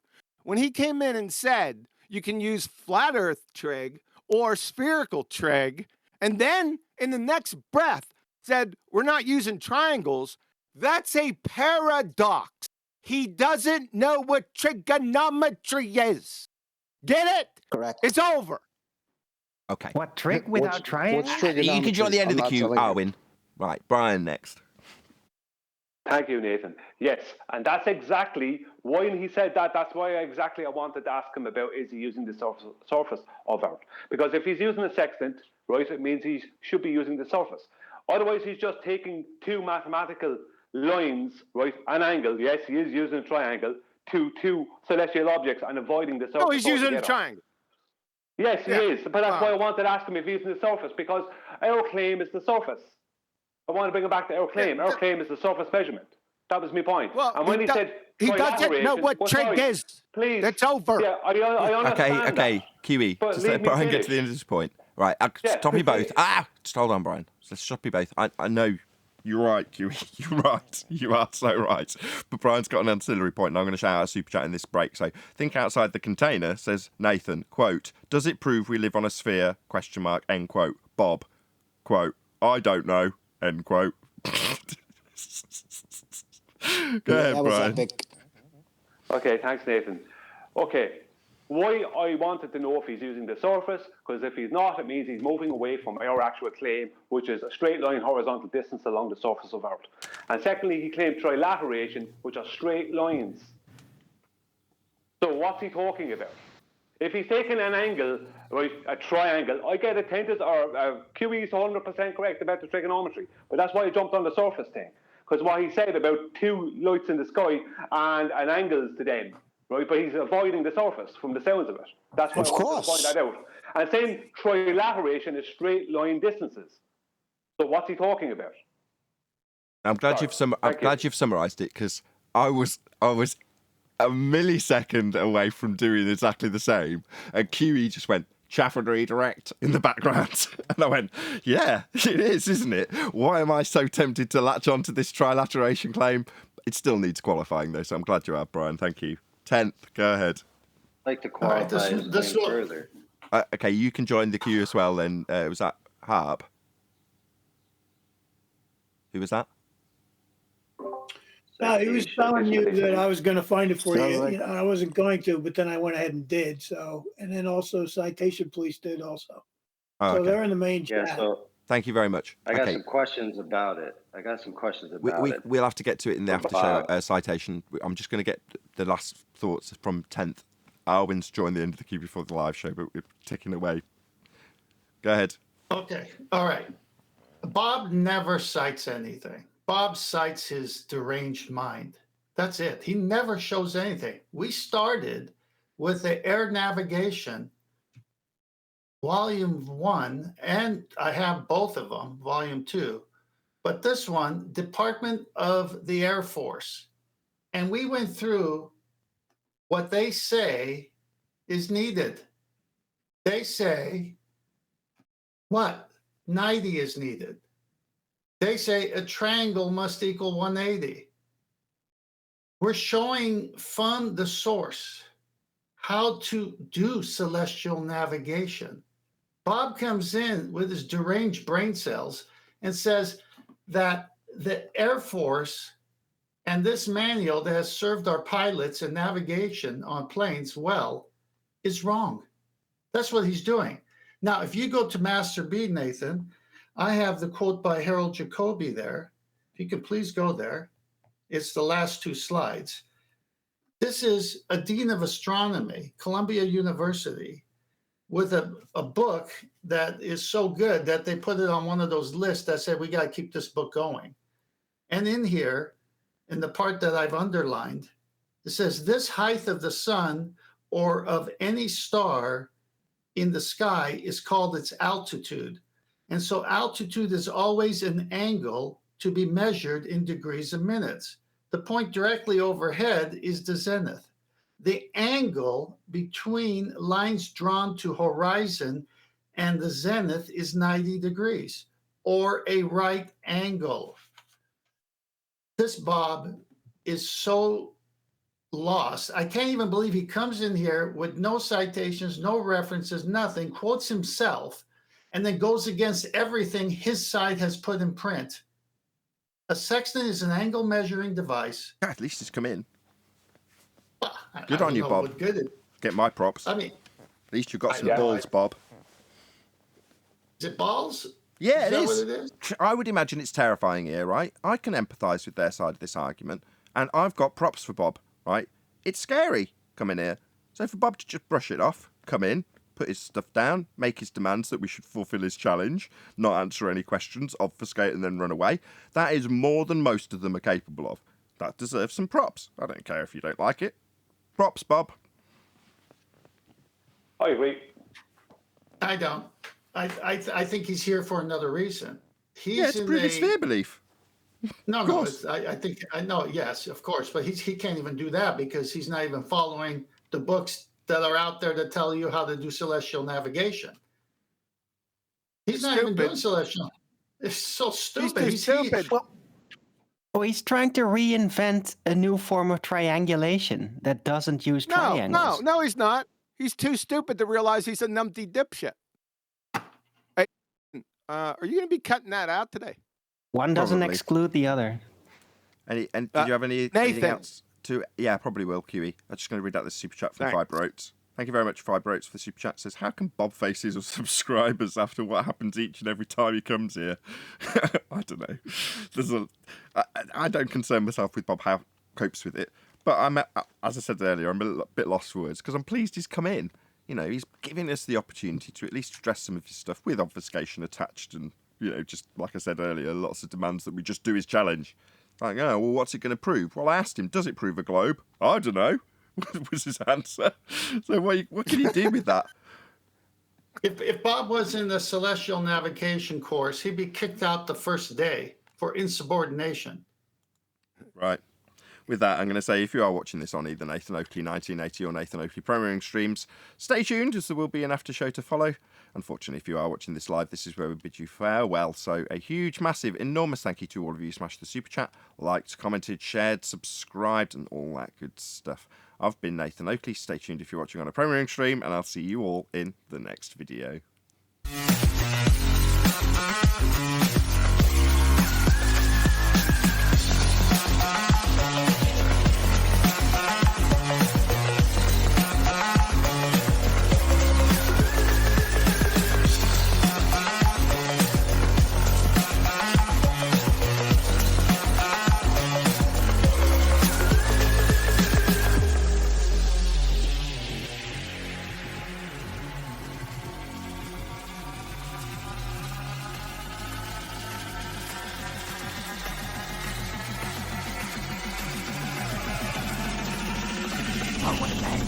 What a lovely day!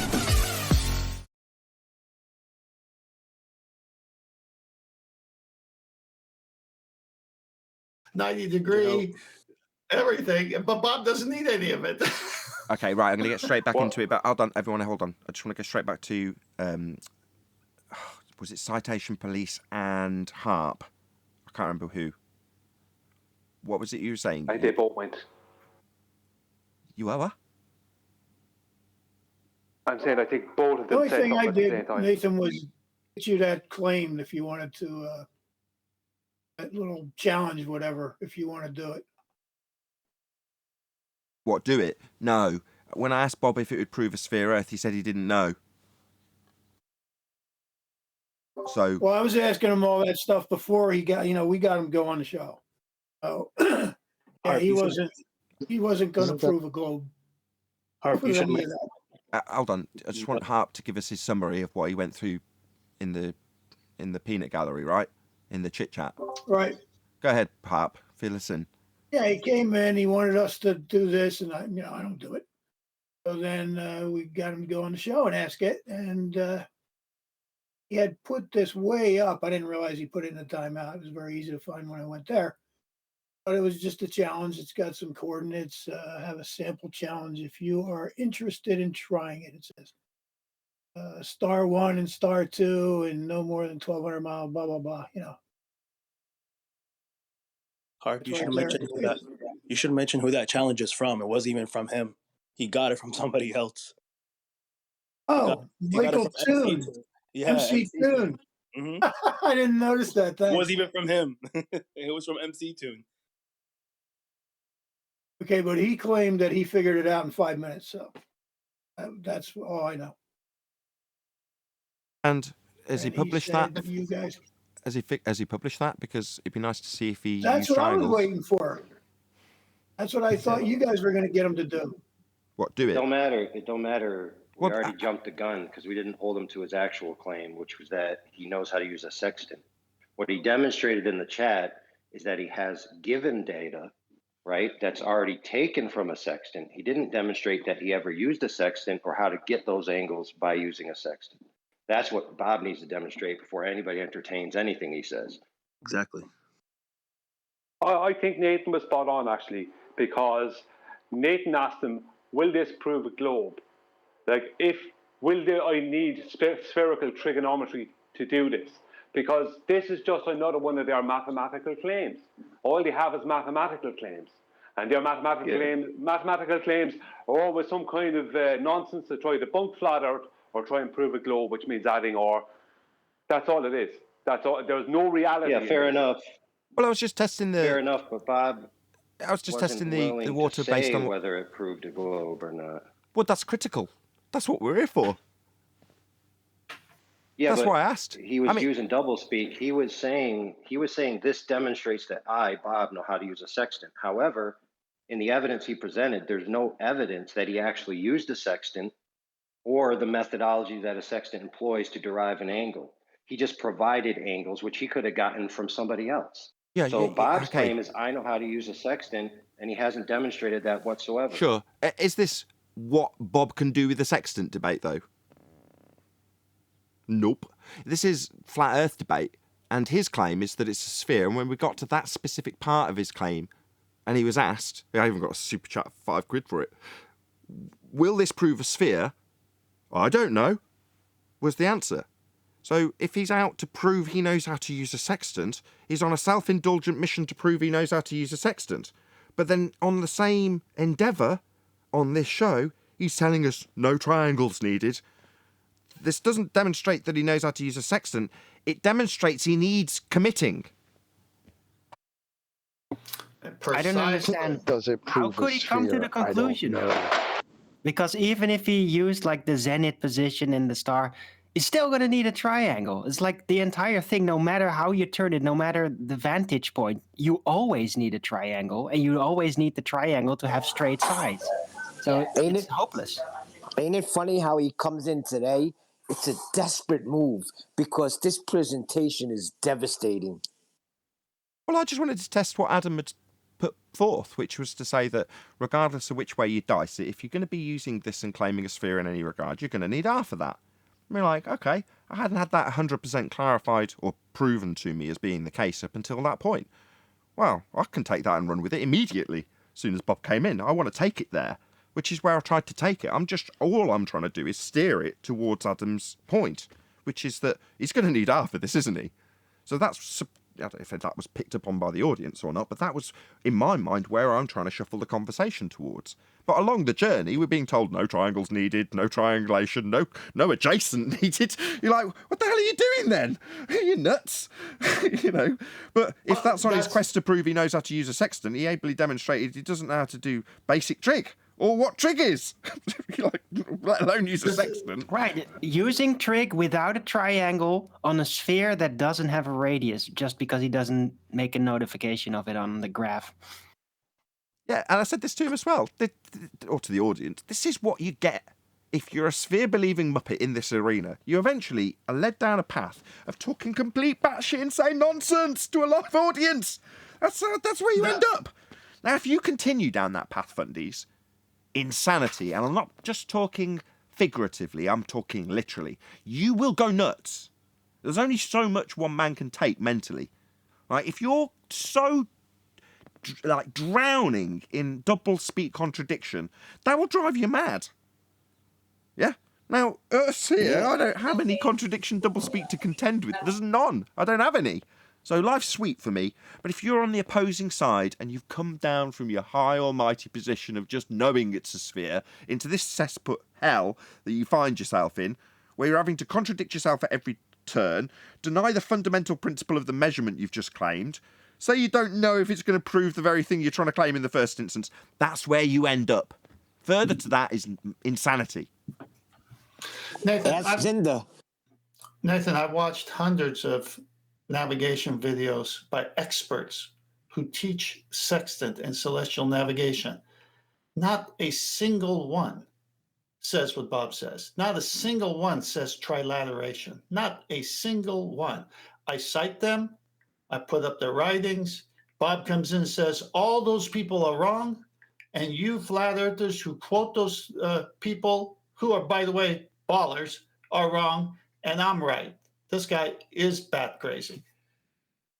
Well, he actually said he's sextant experts and flat earth sextant experts or something he said, which is an add-on, but he'll forgive it. But look, it's using... Go on, Adam, go on, Adam. So Nathan spotted it straight away from me. So I just stay quiet. I've looked up the channel and I'll have a little go at it. But this is the point that they've had to revert to now, is that to prove it's a ball is whether or not Nathan and his sextant experts, as he cheekily puts it, if they can't do a calculation, then it's a ball. So the ultimate arbiter of what the shape of the Earth or the nature of the Earth is whether or not Nathan can do a calculation. If he can do it, it's flat. If you can't do the calculation, it's definitely a ball. This is not the first time I've been the arbiter of whether or not ball-believing fundamentalist religious zealots hang their hat on a ball belief or not. I will admit it's not the first time. Yeah, I don't mind being your ball god. That's okay by me. I remember make the full claim. He literally was asked, "Does this prove a sphere?" Oh, like what's wrong with this guy? If Nathan did complete if he did complete the challenge, he'd have to use a globe out to complete it because it's mathematically based around a globe out. So he'd have to use R and other things to complete it. So even if he did do it, he'd still be proving the globe. So not being able to do it will prove the globe for them, and him doing it hold will on, prove the brother. I see. It's So when he not said it'd based on already a been worked globe out Earth. for me, it's a bit like when they say, when we're going to work out whether or not we can see things with respect to the physical geometric sphere edge horizon called Earth curve, we're going to do that within a calculation that's already got an R and already got a sphere Earth, and every calculation that it spits out is always globe. Now work out your triangulation without triangles on this sphere Earth with an R value intact that's been laid out for you. Just go away and do it, because I demand it. That's pathetic. Meanwhile, you're going to need half of that, aren't you? Where'd you get it? Yeah, but what is he? He's not really basing it on a globe Earth. He's basing it on a latitude-longitude matrix in conceptual 3D space, which is derived from the angle to Polaris by assuming that if you move away from Polaris and it drops 1 degree, that you've traveled 69 nautical miles, which you assume is a literal distance on the Earth that you derive from the star, and you call those longitude and latitude lines, whatever. So it's all derived from sighting positions to a star and assuming your point in 3D space. Right, just like Aristoteles. Just like the globe. Exactly the same. Yeah. This is the thing, isn't it? Hold on. This is where the crossover comes. Just like the globe does. So in other words, the way the globe is constructed is the derivation of these stars wrapped around a spherical surface. Well, when you actually take those stars and plot them on the ground, you can't do that. So in other words, the derivation that they've got to claim the Earth's a sphere requires the flat plane that we're saying they need when they make these measurements to navigate the Earth that they're standing on. So the two have got an overlap. And in reality, when you're actually doing things on the surface, it needs to be flat. Yeah, the 69 miles per degree is an actual real-world straight, flat-out horizontal measurement. But that's nautical miles. But what they're going to do is they're going to just revert back to their claim that those 69 nautical miles, right, per degree can only happen on a sphere with a radius of 3959 miles as average. So they are basing every single part of what they're doing on a sphere. Because if they weren't, they'd just be proven flat out. Yeah, so they're going to need R for that. But and we've debunked it. Right, but the thing is, if you assume that 3D matrix that you're deriving from the star, and you assume 69 miles per degree, and then you times that by 360, you then get a magical floating conceptual ball that you could do some math and get an R for, but that R is only proven in your matrix. It's not proven on the Earth. Correct. Exactly. Yeah, but they're also... It's not real world. Well, no, it's the overlap between derivation of these stars to move around versus derivation to make the Earth spherical. Well, to do that, you've got to have a starting point, and the starting point's flat. Even though you can conceptually bend that measured flat line around a spherical map or model, it doesn't change that you're deriving it from the stars to give you a ball Earth. Well, you can't then back-engineer that to then work the ball Earth with relation to the angle measured to the stars. It doesn't work in reverse, obviously, or we wouldn't be here having this argument.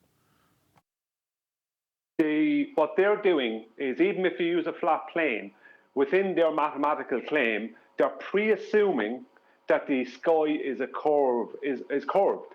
So they're pre-assuming that they're on a globe, and by pre-assuming that the sky has a curve to it, basically. And that stars are dropping in the distance due to a globe Earth rotating away from them, blah, blah, blah. It's all based around the same pre-assumption of an R value. And their R value is based on their belief that the sky is curved. because their war value is their size of the globe is big. They can't ever change the size of that globe because that has to match what we see in the sky within their model. So if they change that at all, it's gone. Gases don't curve.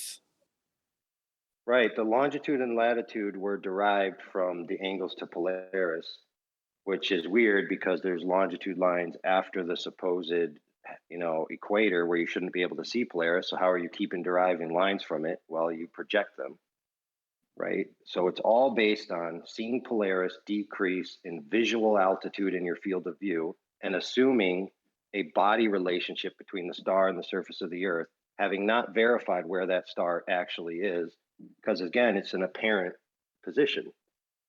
Like there's no verification of where that position is. It's just the standard presupposition they've always used and they will always have to use of the Earth being a globe underneath the stars wrapped around it. And that's what it is. Perspective hijacking. We don't know if there's like perspective actually. We don't know if perspective actually applies to the celestials, but that's what they do in a curvature calculator, at least. It's ignored, Arwen, in the maths. That's the point I was making earlier. The only function and that relates to the angular change of the star is the amount of rotation from your tangent that it's exposed to. Okay, that's the only function that's calculated, via R, because like I said, 1 land mile is 0.01482 degrees. Yeah? That's the geometric degree change. You're twisting the circle. Yes. So, exactly. The curve that you see in the sky, you attribute to the Earth being curved, not any form of perspective and distance view of the stars, which is the way we view it. Can't be. If you're moving the sphere through 1 degree by twisting it, that's sod all to do with anything optical and everything to do with having a geometric sphere, radius 3959, twisting at a claim 1 degree, giving you 69 miles in the sky that's bending because the ground's bending and you're moving through a sphere twisting at 1 degree. Well, that's nothing to do with optics and everything to do with the geometry, and can only be to do with the geometry when they make that assertion. Therefore, they're physically tied to a geometric horizon at that point. That's why they've got to bandy words about it being geometric. The physics, as Brian says, they're stuck with a fixed R value at this point because the assignment of the celestial objects is linked to the dimensions of the Earth at this point in there. Yeah. So once you've done that, your R's glued. They're projecting they're projecting the apparent geometry of the celestial sphere, which is to the observer kind of like a sphere, but we don't know what any of it is or in any position. But it seems like a sphere, and the angular relations are persistent, and they project that apparent geometry onto the Earth in their minds and their calculations. That's what they do. Well, Brian. Hold on, Brian. Just go ahead. Citation, please. So there's a counter argument presented, which is, okay, you're telling me that my geometric relationship that I'm claiming doesn't work. So now provide me a counter alternative with a flat Earth with No, give me a false dichotomy I can burn. No, your claim's a sphere Earth with geometry. If the Earth's a sphere radius 3959 as required in this instance, then every distance measurement to that horizon would be 1.2 times the square root of the observer's height in feet. And it isn't. Black swan, beyond the geometric limitations of a sphere Earth radius 3959. Therefore, we don't have a geometric horizon. Therefore, you can't measure Earth a sphere radius 3959, and you must have that value to make this claim. Yeah. You pointed it out appropriately yesterday, where they're claiming a squared function for movement of objects at a distance, but you would have a linear function and a squared function combined. But in both the counter arguments that they present, they only provide the geometric consideration of that one function. They don't consider a perspective as absolutely a function. They can't. In Muppet Vision mathematics, you can't consider perspective. Why? Well, because the targets that you're measuring don't change in value as they move further away. A 10-foot wall is always 10-foot wall in geometric earth curve maths. Doesn't matter if it's 1,000,000 miles distance, 300 miles distance, or 30 feet. it's still 10 foot, excluding any angular relationships, because it's always 10 foot at any distance with one line drawn to it. That's how they exclude perspective in the mathematics. They just give it a fixed value, actual size only. Well, what's the perspective? Well, that's the apparent size. Well, they haven't got apparent size getting smaller with distance as it goes over Earth curve. They've only got one thing in the column to claim that the physical obstruction of Earth curve blocks the bottom of it. Sod all to do with the perspective view, and everything to do with Muppet vision, giving you a geometric limitation called Earth curve, an edge, tangent point to block the thing in the distance. So when it comes to any other considerations, they've only got one thing in the column, Earth curve. Yeah, if you do the 69 miles per degree thing with Polaris, and you ignore elevation angles, right, and how you're getting your elevation angles, you ignore the surface is curved, it's flat for it to do that, and you pre-assume that you're on a rotating spherical surface, then you will end up with a 3959 radius to a globe as average, right? If you do it on a flat plane, you will end up with elevation angles, right, working on the very surface they can only work on, and you'll end up with an optical drop of Polaris, which is a perspective effect. So the angular free space between the bottom of Polaris and the surface of the ground will change and get smaller as you move away, or get greater as you go closer to Polaris. And this is why they went absolutely crazy when we jumped on the nautical miles thing, nautical miles being nothing more than flat Earth horizontal miles, as we've proven. This is why they're going crazy about that. This is why it kills them. Nathan, you caught him again on it. Last time he says we don't need a horizon, and today he says you aim your sextant at the horizon. You remember that part too? Okay. Yeah, he was silent on that. So if you go to Master B, there are 4 slides prior to the navigation book by Harold Jacobi. A sextant is a glorified protractor. It is what navigators use to get angle measurements, elevation angle. Then afterwards, they get the co-altitude, the remaining part, and figure out the zenith distance. Just tell me when you're ready with the first one with the blue slide showing a man and the 90. Yeah, it's up. Okay, so as you can see here, anyone could do just a small bit of research to figure out how a sextant works. And Bob is coming here, throwing the sextant under the bus because it destroys the globe. Just remember that. That's why he's throwing every function of the sextant under the bus by saying, oh, I don't need a horizon. I don't need an adjacent to be straight. Oh, I don't need a right angle. Oh, I don't need a radius from anything. I just grab the tool and it works because I'm a glober. I mean, this is the nutcase he is. But as you can see here, directly above you is zenith or 90. And as you can see in angle, you're going to be 0 to 90. Well, this is when someone says the star I sighted is 45 degrees, they need that baseline for that. It's right there. Go to the next slide. And obviously, it can't work with a curved adjacent, as the next slide shows. You can't get an angle that way. You need straight lines for an angle, and you need that box that says 90. Go to the next slide. Now, this one is one of theirs, and it does show that the Earth is curving a little bit underneath, but that can't work. But that's not the part I want you to see. I want you to see how they do it.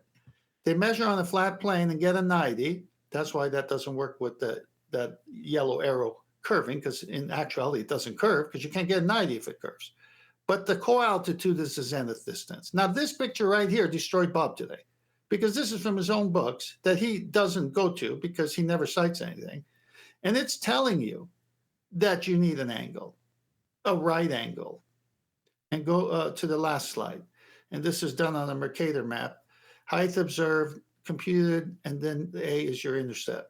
So from the dead reckoning position, you think you're somewhere close, but you're not sure. So you basically have to guess wrong first, then take the sighting to realize if you're in front of it or behind it, meaning you're dead reckoning where you thought you were.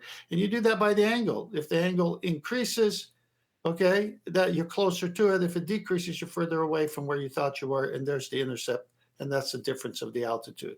And look at it. Does that look like an angle? Does that look like someone's using a sextant with a 90 degree? I mean, nope. It is nonsense. What this guy, he is so afraid of the sextant that once people start saying, you know what, I'm going to go research myself how sextant works. Goodbye. He sounds like he's running from the ground again, too. Same thing. They're hiding from the ground. They don't want to go to the ground. But it's easy to see what he's doing. He is using apples to prove that apples are bananas. Are they? No, I asked him if he was using apples to prove that apples are bananas, and he said he didn't know what he was trying to prove. He had a ball Earth moment. He completely lost it. Just to bring some clarity to this, correct me if I'm wrong now, citation police, because you have looked at what the challenge was. But if I'm not completely wrong, this whole thing is based on the claim that nautical miles are spherical globe Earth miles.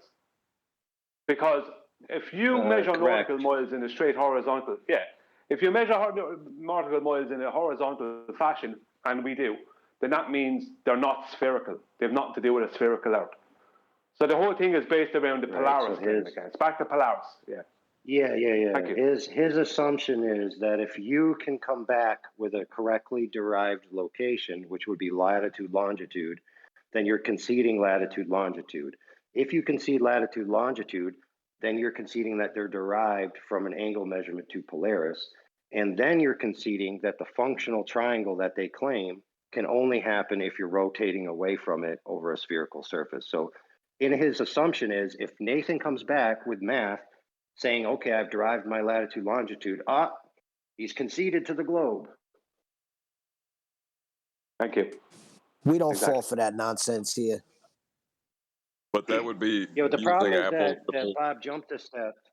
Yeah, but the problem is that Bob jumped a step, which was demonstrating that he ever actually used a sextant. Well, or how he measured an elevation angle with a curved adjacent. Because that's the question, right? If you're going to do any of this, you're going to start measuring angles. Well, how are you going to do that with a curved adjacent? I thought he said he's used the sextant and he knows how to use a sextant. So he's a liar. He does have a sextant. He does have a sextant, so he knows what a sextant is. So then he's using it on a flat Earth, though, and he's not realizing it. It works because he's on a flat Earth. He hasn't demonstrated, as far as I'm aware, that he ever actually cited anything with his sextant and gave us data from his own personal sightings. As far as I know, the data that he provided could have come from anybody. Notice how in the text it says the boat is facing this direction. So is it his boat or is it just a hypothetical boat that he already has, information for? Well, it's irrelevant either way. Just because you can use a sextant and take down degree measurements doesn't mean you understand the methodology behind it. Yeah, my point is that whoever is using a sextant is using it on a flat Earth. Well, yeah, Neil is correct, 100% correct, and so is John. But the thing about it is that what Bob said is that he did this challenge. He didn't claim it was exactly his. He said a sextant challenge, and he said he completed the challenge in 2 minutes or whatever. But that means all he did was pre-assume a globe. That's basically what he did. So if no matter what Nathan would have done, it would have been you prove globe as a pre-assumption. You're not going to do it. And he had to use the surface. He had to use an adjacent. Absolutely. If you're using the sextant, you can't. Exactly, you can't not use an adjacent. The problem is, though, it's disingenuous to call it a sextant challenge when all you're providing is angles. You're not providing the use of the sextant as being necessary as part of the challenge because you've already skipped that step. Good point. Well, even he didn't know at that point how to prove a globe. So Yeah, he should call it a positional challenge based on latitude, longitude derived from given angles. That's what he should call it.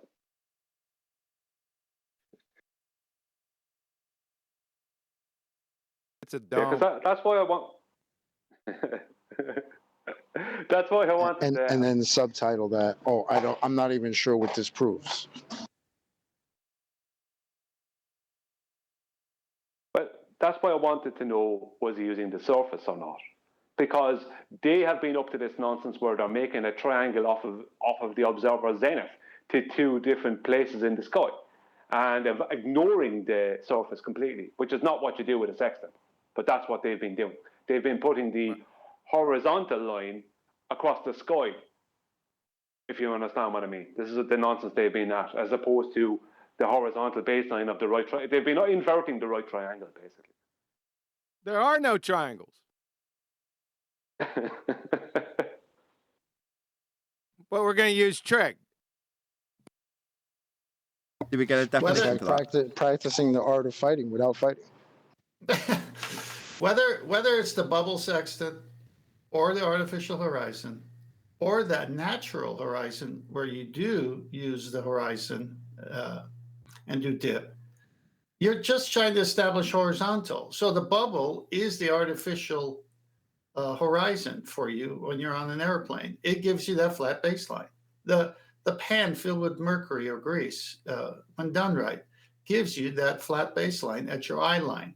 So you're getting it. You're getting what you would get if you were on the Earth above the sea level before the corrections, aiming at the horizon. We got a guy who comes in here, pretends to know what a sextant is, and says, we don't need a horizon, we don't need a right angle, and we don't need an adjacent that's straight. This guy, trying to reach him and get him to understand is beyond insanity at this point.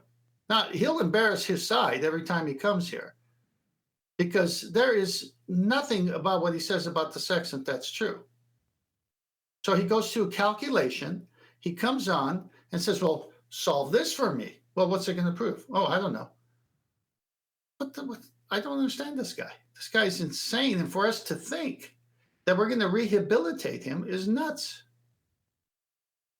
Were you looking to rehabilitate him?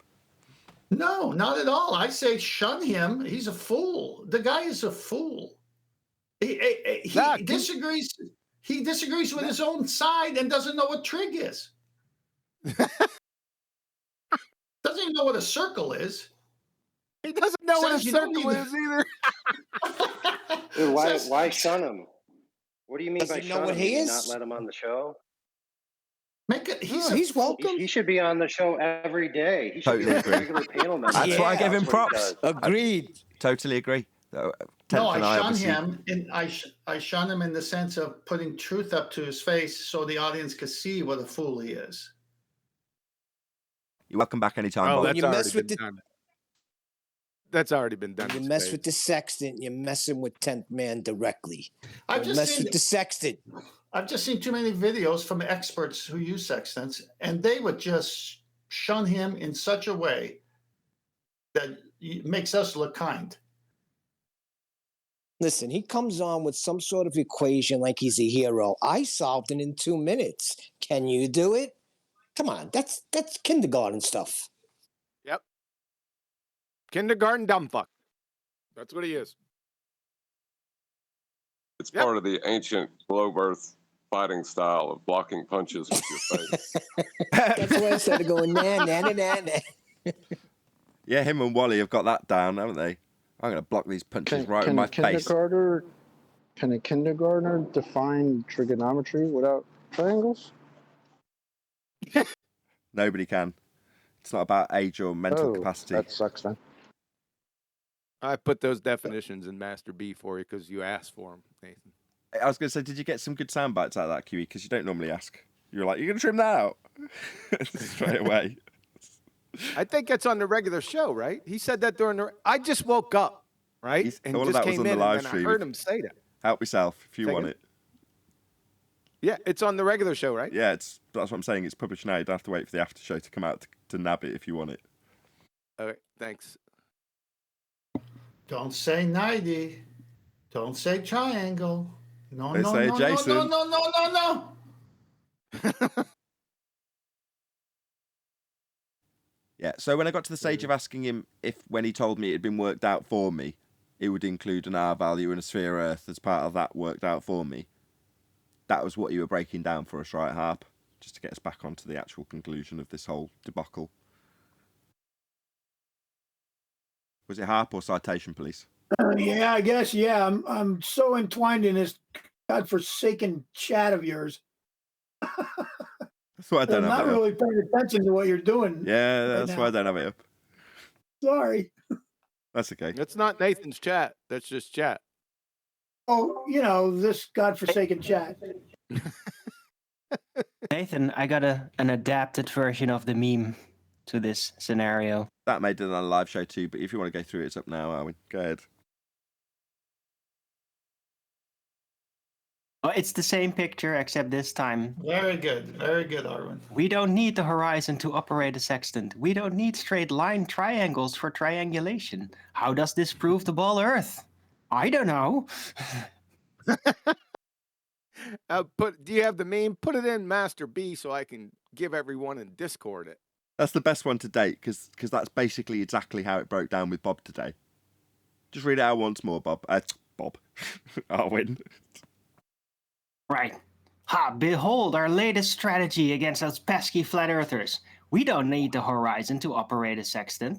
We don't need a straight line, triangles for triangulation. How does this prove the ball Earth? I don't know. That is a very nice summary of today.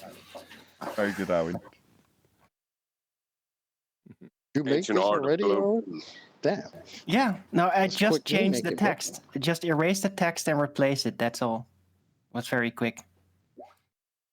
I'm still waiting for it. So I'm going to post that in, what do you call All it? right, The I chat? got it. Oh, you got it. I love that echo too. Sorry.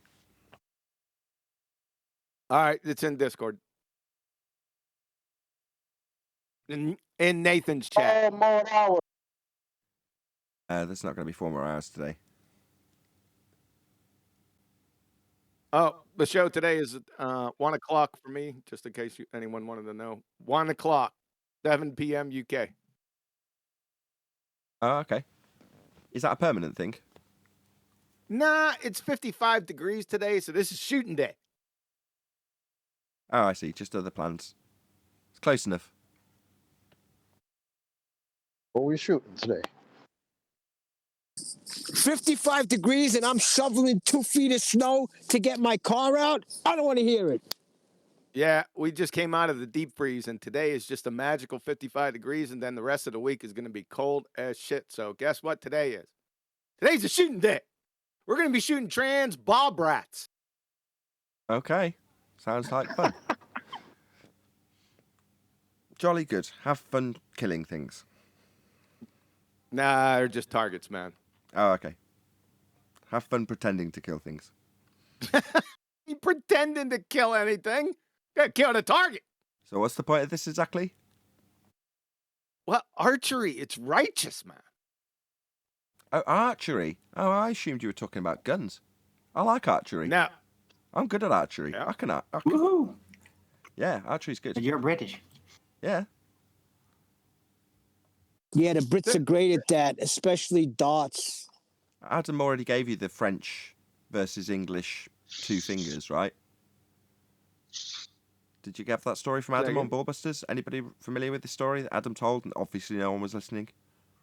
From Agincourt. Yeah. Correct, Agincourt. So if you got captured at Agincourt, you had your fingers chopped off if you were a British soldier, an archer. So you couldn't fire any more arrows. So if you're a British soldier and you're taunting the French opponent, you show them your 2 fingers. Look, I've still got me, you fucker. I can still kill you with them. Love that. That's where the enemy quivered. Oh, very good. Adam's such a whisker biscuit. Yep. I don't even know what that is, but I'll agree to it. It sounds quite tasty. Are you any good? You need to pair it with a red wine, Adam. How's your grouping, QE? Very good. Oh, did you try the release trigger thing? How was that? Yeah, very good. Yep. Yeah.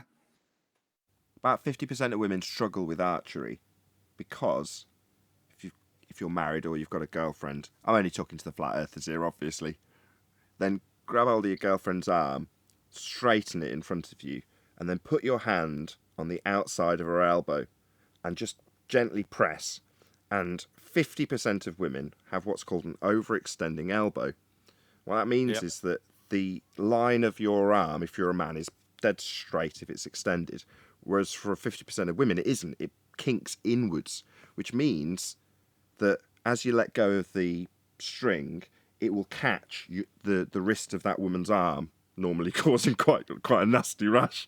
But if you don't realise, that's where you got to check. If you're a female archer, check you haven't got an overextending elbow, because if you have, you need a wrist guard or you'll mess up your arm quite badly. It's bad form to begin with, but you're right. Women, exactly, a lot of women have their hyperextension. Hyperextension, that's the one. But exactly, it's bad form. I say you just won't be good at archery because you're just not going to be able to hold the bow correctly. That's the bottom line. Yeah, they could do it. I got a question.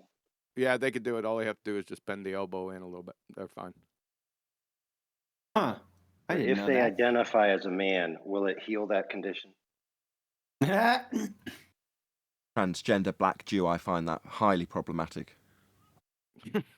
Yeah, I think that transgenders would have a significant advantage when it comes to archery. Nathan, as I'm putting together, and it's extensive, every book I bought and researched for 2 years, ongoing still as well. I may buy some more. As I put that presentation together from every book, can you imagine just from today's show using that excerpt from just one book? And there's more in this book. Just that one caused all this brouhaha. Can you imagine what's going to happen? Tim, have all those books been written by Globers? Yes, they're all based on celestial navigation seen through the eyes of Globers. Globers tell you that you're wrong. Oh, brother. The numpty dipshit Bob's back. Bob, the pseudoscience fallacy guy, he's back. What's trigonometry, Bob? Define it for us.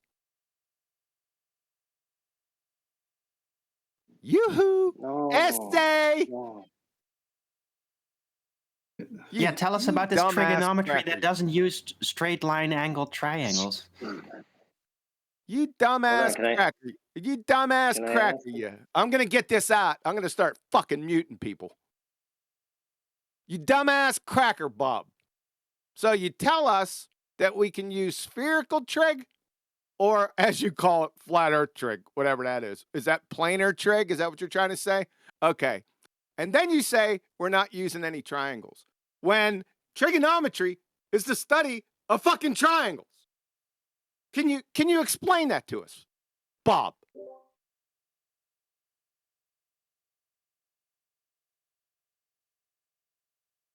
Bobby! Okay, as there's a slight gap, if Bob does start explaining it, I don't want everyone to immediately interrupt his justification because it triggers them. Just let him get to the end of whatever he says.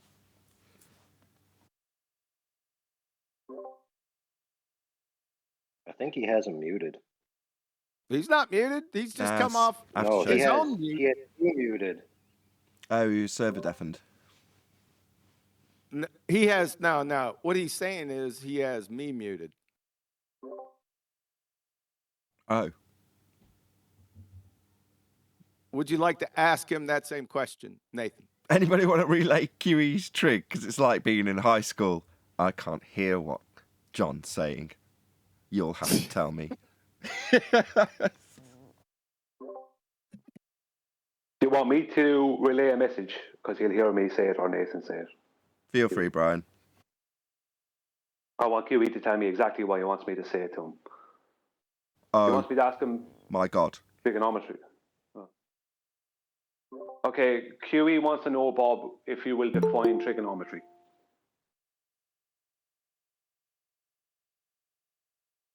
Ooh, let me present my meme again for you.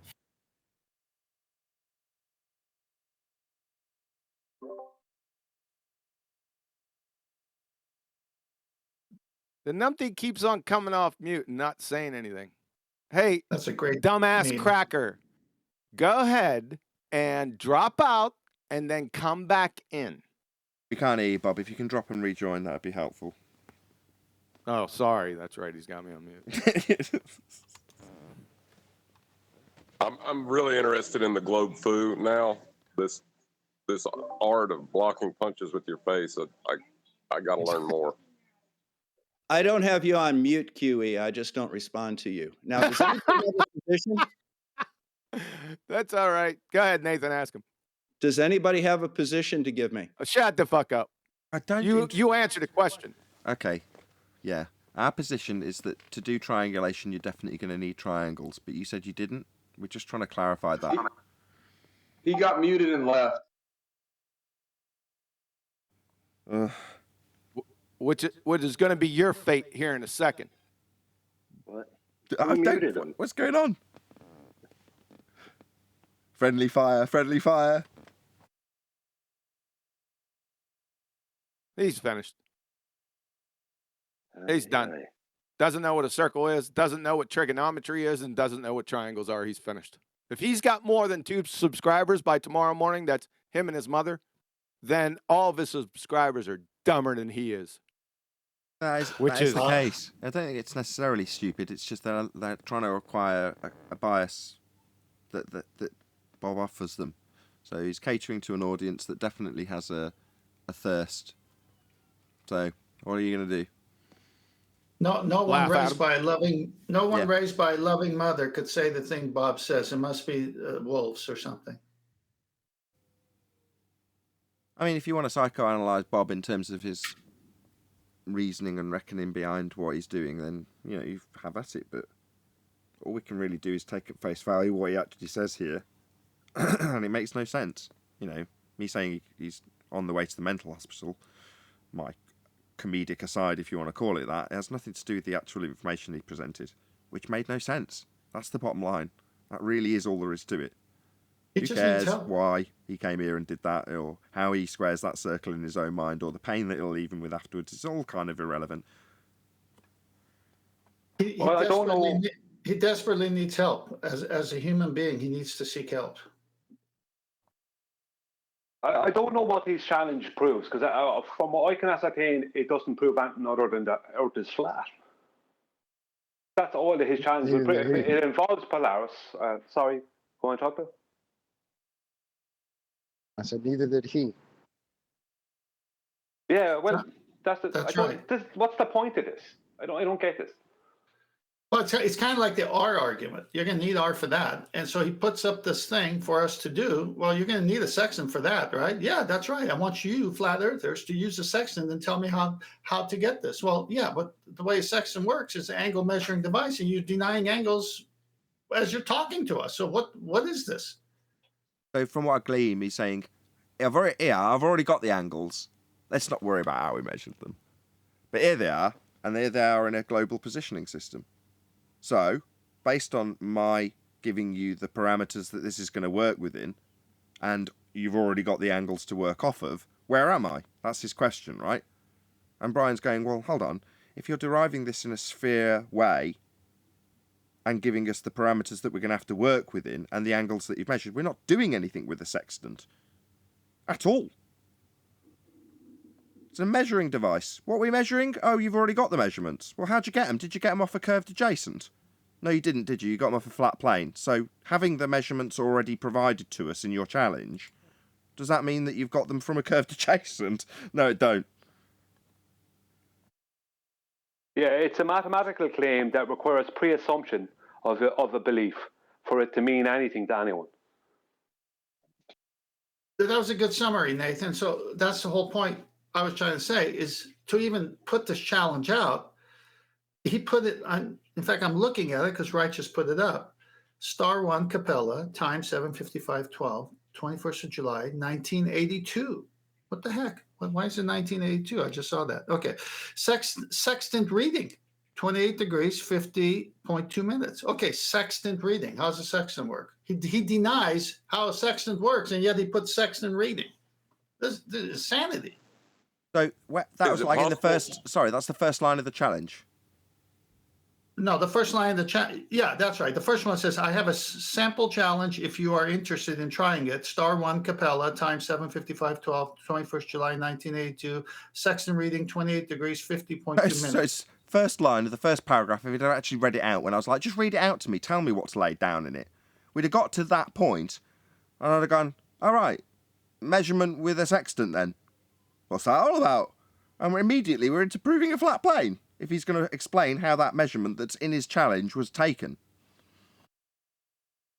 That gets worse. He says he's 9 feet above the water, time zone +7, index error 0. The boat currently has a bearing of about 242 degrees at 7.6 knots. So he's on a boat in the ocean. He's got the azimuth bearing. He knows how much he's above the sea level. So he's got the 9 foot for the dip correction. What? I don't get this guy. So every part that's already laid down in the challenge, not the challenge itself that he's going to get you to do after all of the prerequisite parts he needs to assume a sphere are laid down for us to work within. As long as we're working within those confines, as Brian's pointed out, there's only one outcome. It's like trying to prove a flat Earth working in a curve calculator. It's like, hang on, this is a curve calculator. It's a ancient globe fu mechanism of denying the measurement you take to prove your point. Yeah. Well, technically it proves a flat Earth, Nathan. But within that pre-assumption that he has to make, it can only prove a globe to him. You understand? But in reality, it proves a flat Earth. Yeah. He's realised that we say, how do you get your elevation angle if you've got a curved adjacent? And he's gone, what I'll do is, I'll get the angle measurement, insert it into a challenge so that we've already moved past the part that I prove a flat Earth, because I've already got the angle. It doesn't have to be addressed then. Then I'll just ask for my positional information and put it within a sphere paradigm, so you can only work within that paradigm. Okay. Did you give us the R value to force this prerequisite sphere on us? No, you definitely did not. Meanwhile, in the description, you've got a sextant reading. Well, that's measuring 2 straight lines. That just proved a flat Earth before you did anything in the challenge. Didn't even get to the challenge. We've already proved a flat Earth.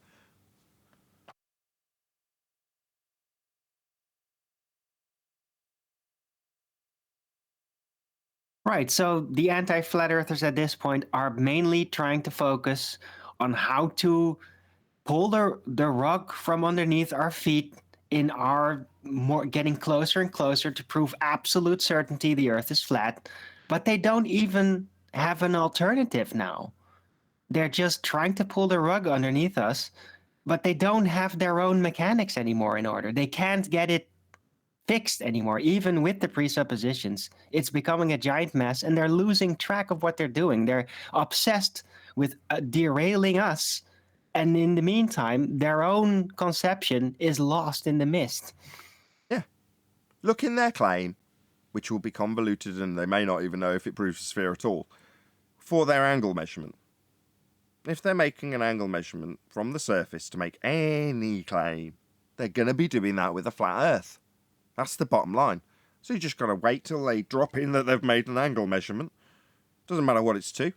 And they're going to require an elevation angle to make any of the claims that are hinged around being a sphere Earth. They start with a flat plane. Well, he does say he's on a boat, so that's on the surface of the Earth. Right, he's We already could just use trick. No triangles, though. Yeah, but no triangles. Yeah, not triangles with straight lines. Is that like a sphere with no radius? Yeah, they'd like that too. That would be handy. A sphere that they didn't need to claim they need a radius for. That would be really handy, because then things that Charles Flat Earth Math say wouldn't be lies anymore. Of course, they do need an R value, and therefore they do have to lie about it. Nathan, wait till Yeah, but spheres don't have a radius if you don't notify the radius within the graph, you know? Nathan, wait until they get a load of the pre-show when the full show airs, when we take apart spherical trig from the navigation book that says it's 180 and that's triangle, not the 270 or the 540. Well, that's where, again, that was where I was going with, armed with that information, just literally earlier in the pre-show, which Bob wouldn't have been aware of. That's exactly where I was going. You know, both Adam's point in terms of their requirement for R and your explanation for all triangulation is never going to completely function on spherical trig, which is what his claim was, which is what I'll try to tie him to. Of course, you know, very, very hesitant to actually requalify the claim after stating it only 20 seconds earlier. Suddenly there's a stony silence because he knows damn well it doesn't work. And that evidence in the pre-show showed that from the books themselves. I just want to say that Highlander has asked to debate me one-on-one, and I've agreed to do it as long as he pays my fee of €5,000 for a 2-hour debate or €3,000 for a 1-hour debate, and I'll do it on Conspiracy Cat's channel, on his main channel, the one with 55,000 subs, the big channel, and we'll do it some night this week as long as he pays my fee.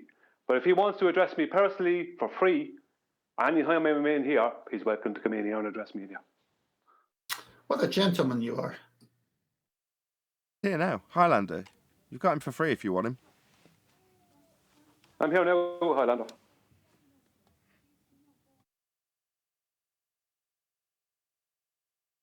I know. Tell him that the ground under the mountain's flat. Do that first. That's a good You stole that strategy. from me. Was that I Highlander? was just pulling my phone up. Was Highlander another one that did that? Yeah, he's the one who, when you asked him, what's the ground at the base of the mountain? Is it curved? And he said, why would it be? Something like that. So it's literally been about half a dozen ballers in 2022 that have come in and basically had to deny their own claim in the first instance when they get here. That's nuts. There's zero for... Is it 5 or 6? But 0 for 5 or 6, they've come in and basically affirmed a flat Earth in the measurements when coming here to argue this. And I do remember now, Highlander's another example. Well, the thing with Highlander is that he said his house is situated on a hill, so he's superimposing the hill as Earth curve. No, I never said that at all. And what I asked Nathan, or was trying to ask Nathan, but he screamed and shouted over me, and I never claimed anything about under the mountain. What I wanted to know was, how far away from the base of the mountain does the land have to be flat for you to get a right angle? All of it. All of it. Then? So the whole planet has to be flat for you to get a right angle at the base of a mountain. You've got it. Yeah. To have 90 degrees. Yeah. Right. You need a flat baseline. Did you not understand that bit? So the whole planet has to be flat for you to get a right angle. Yes, that's correct. Would you like to repeat it again for your own understanding of this conception that does not jive with a sphere Earth? Please, can you repeat that? No, if that's what you think, then that's... Not what I think. That's a fact of getting 90. Do you understand that to get 90 degrees to any zenith position, that's a ground position of any star, it all must be flat to do triangulation? Do you understand that, given you're asking me? Mumble. Conversation we had before, Nathan, wasn't about the stars. It was about a mountain. Yeah. It was about Al-Biruni's process, remember? Yeah. So why and you're asking how much ground... Why are you talking about stars? Nathan, why are you talking about stars? Triangulation. Triangles. It's the subject of the show so far, but when it comes to Al-Biruni's triangle, he still needs 90. Yeah, but 2 minutes ago you were on about how I was claiming the land under the mountain. was curved. Yeah. And that's not what I said on your previous show whatsoever. That's fascinating. I asked you the question that I asked you 2 minutes ago, but on the last show, all you did was scream and shout over me and then mute me and kick me off the show. I see. Which but now we're all clear that it's got to all be flat. Which on a show I heard you talk about. Sorry, your moans aren't really day, that interesting to me. You said that sorry, your moans aren't interesting. But yet that's sorry, what you did hello, to me. Hello. Yeah, your moans aren't really very interesting. But we're all clear now that it's got to be flat. So you're going to chant through me, maybe with your moans. Yeah. So we're all clear now. It's flat. It must be for him to measure the height of the mountain. You understand? That's what you asked. I want to know that you understand how flat it's got to be for Al-Biruni. Because you don't seem to understand that. You're asking me like I'm wrong when that's what Al-Biruni did. Do you understand that it's all flat now?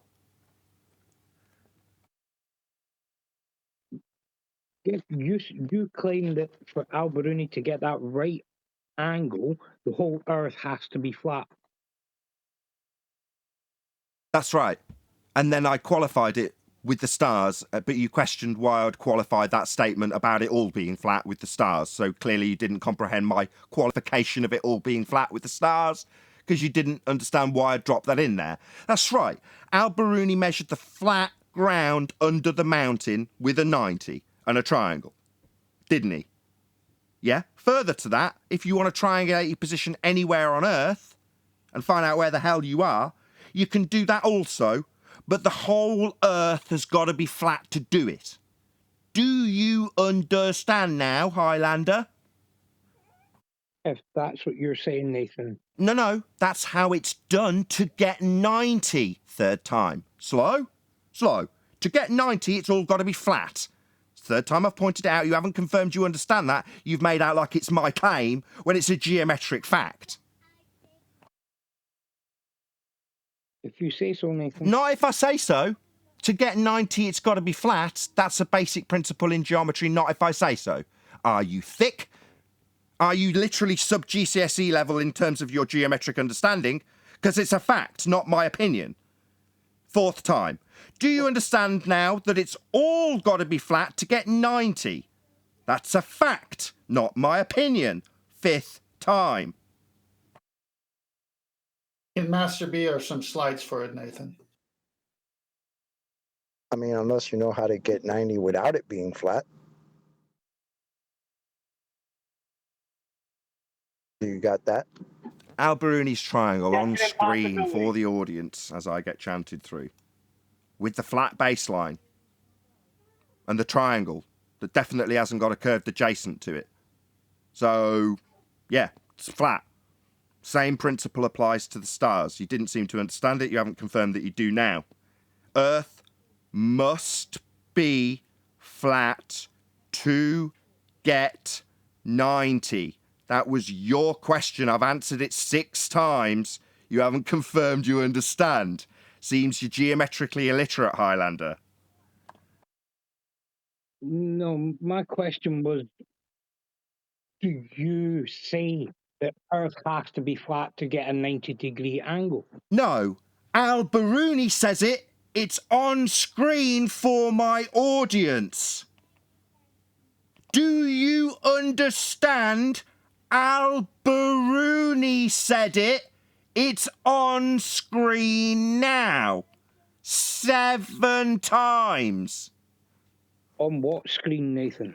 Sorry, do you need to familiarise yourself with Al-Biruni's measurement of the height of the mountain? Are you unfamiliar with the subject you've come here asking about? Do you need a depictal example of the thing you're asking about? It's what you're asking about, you stupid shit. Do you need a diagram for your question you're asking, you stupid shit? You're asking about this, you fucktard. Do you need a picture for the question you're asking me about, you fucking idiot? You're asking about this shit for brains. Yes, please, Nathan. Could you give me Stutter for me, you fucktard. Yeah, you need a picture for the question you're asking me about. Do you, shit for brains? You're talking about... Well, you need a picture for the question you're asking me about, the mountain you're claiming about, with Al-Biruni who you're discussing. You need a picture provided by me for that, do you? Shit for brains. Nathan, you're on about something on your screen. I can't see on the screen. Al-Biruni, as detailed verbally multiple times and numbered 8th occasion. Yes, that's right, to get 90 under the Al-Biruni mountain you're asking about. Yeah, you don't need a picture for the question you're asking about. You're asking about it, you stupid shit. Yeah, you definitely need a flat earth for that. That's 9 times. We just haven't got the concession from the fuckwit that needs a picture for his own question now. About the 90 you now understand needs a flat plane under it, Highlander. Do you understand the 10 renditions or not?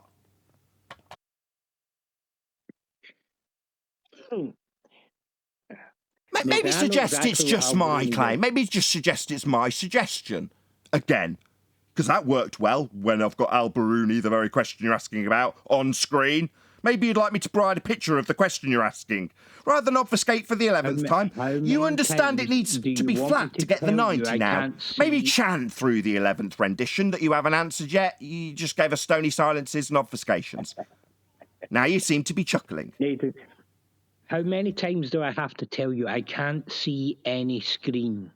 Yeah? Kick him out. You keep on about Sorry, screen. The picture on screen is the depiction of Al-Biruni. Yeah. It's Al-Biruni. Do I need to slow down for you? Because the people who come here that don't shut up when I explain to them what's on screen, it's what you're asking about. It's Al-Biruni's measurement of the height of the mountain. The thing you're asking about is what's on screen. Just a depiction of what you're asking about. Now, I've told you 12 times, yes, it does need 90. Earth must be flat for him to do this. But you haven't said, I understand that. Yeah, to get 90 in answer to my question, it needs to be flat. You haven't conceded that yet. Now we're going to stay here indefinitely with you telling me that you can't see my screen about the question you've asked. Or you can say, yeah, I understand now, after 13 renditions of the same point, in answer to your question about Al-Biruni needing a flat earth to get 90. So do you understand now, Highlander?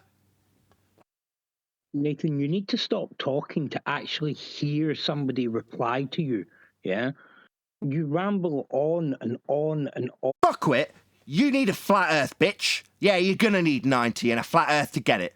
Al-Biruni needed 90, bitch. How do my fucking balls taste, bitch? Yeah, it's flat. Earth's flat. You need fucking 90. Al-Biruni needed 90. It's not my opinion.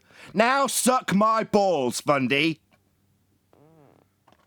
I know exactly. Tell me I'm not going to listen to your stupid babbling shit while you got a flat earth under Al-Biruni's mountain and 90 degrees to measure it. That's what you asked about, bitch. Laugh for me, bitch.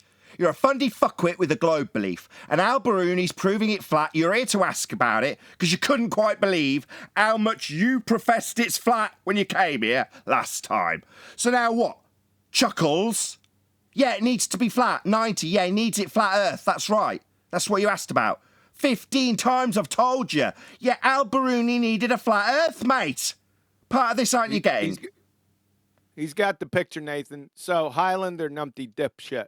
Look at 12 minutes after the hour in main chat. Now you got the picture. Now you've got the picture that you were asking us about, you stupid shit. Do you see how it needs to be flat? 90, he needs it flat to get that. Do you understand now? And yeah, the whole Earth has to be that way. For triangulation, as I explained, but you didn't understand. And then question why I'd be telling you about the entire surface requiring a flat Earth to do 90 degrees in the exact same fashion when doing triangulation. Like Al-Bubby's doing here, with a flat plane and 90 to it. Hello? You asked about this. I've told you 16 times. You've got a picture for it now. What more do you need? It's flat. Earth's flat, Highlander. I need you to stop for a second, Nathan. Jesus Okie dokie. Man. Right. So where in this does it say that the whole Earth is flat? It doesn't. I gave you an example with triangulation, also requiring 90 degrees to do it. I explained, and you questioned why I'd be explaining the stars to you in follow-up to your question about the whole Earth. Try and pay attention. Try not to just talk while I explain how the entire Earth is flat by the exact same means of triangulation with stars. I did explain it to you several times, But then you came back with the criticism that I'm not listening to you, when obviously you're not listening to me because I've already answered your question about the entire flat plane and triangulation with the stars and triangulation to acquire the height of the mountain, all requiring 90 degrees. Not clear enough. Slow. Right, so point out to me in this diagram where it says the whole Earth has to be flat. Just kick him out. Part of this diagram, no, stars to qualify the question. Didn't you listen the third, fourth and fifth time? Too slow to listen. Do I need to repeat it again when I've only said it 50 seconds ago? Well, why maybe are we talking about the stars, Nathan? We're talking about Al-Biruni. Yeah, because you asked how it would qualify out into the entirety of the world when this is a depiction of Al-Biruni's measurement of one mountain. So how can I qualify this triangulation method without getting fundy muted by a bitch who's losing? How can I do that when you're not listening and talking through me like now? How can I do that when you don't listen? I've tried 5 times to explain. So you're just going to chant through every fucking word? The thing you've accused me of doing when you came here bleating rather than explaining that, yeah, you've been answered. He needs a flat earth to do this. So, we're going to concede that Al-Biruni's got a flat earth beneath this mountain then? Yeah, we've done enough with you. You're going to concede some of this stuff? Biruni, flat earth beneath it. Hello? No globe earth under Al-Biruni's height measurement. Every time I get to the end of the question, he starts talking before the question summary ends. So I'll try again. Let's see if he chants through the end of the question. So we're going to concede then, Highlander. Al-Biruni's height measurement of the mountain required a flat plane to do it. He didn't need a flat earth. Oh, so can you show me in the diagram you have in the live stream chat where there's a curved earth under the mountain, please?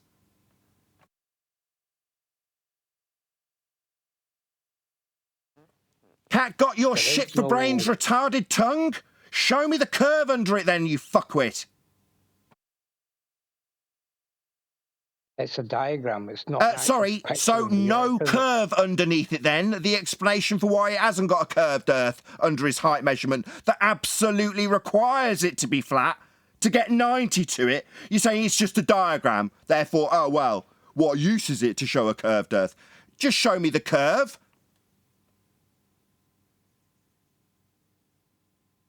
It's a diagram of a small... So that's the same rebuttal. So just saying it's just a diagram isn't showing me the curve you claim. So we're going to concede no curve in the diagram. That's right, it's a diagram. Yeah, where's the curve in the diagram for your fundy sphere belief that it'd need under the mountain? Al-Biruni never said the Earth was flat. There it is in the diagram. You've got it now. It's on the diagram. Ground under mountain is flat. Fact must be to get 90. He's not only saying it, he's written it down and drawn it. In fact, the maths he's using requires it. You stupid idiot. Yeah, but that's where he needs a flat earth and you can't say that. So it's just a diagram. No, it's just a diagram showing the necessity Biruni had for a flat plane. It does not say the whole Earth is flat. Oh, so we're back to ignoring the fact that the triangulation of the stars would prove that, with the exact same method and 90 degrees to the ground? What's that got to do with the stars when I'm asking about Biruni? Well, that circle jerk Dershi-Do's done well the third time. Laugh it up, you've lost. So, Biruni's measuring a flat plane.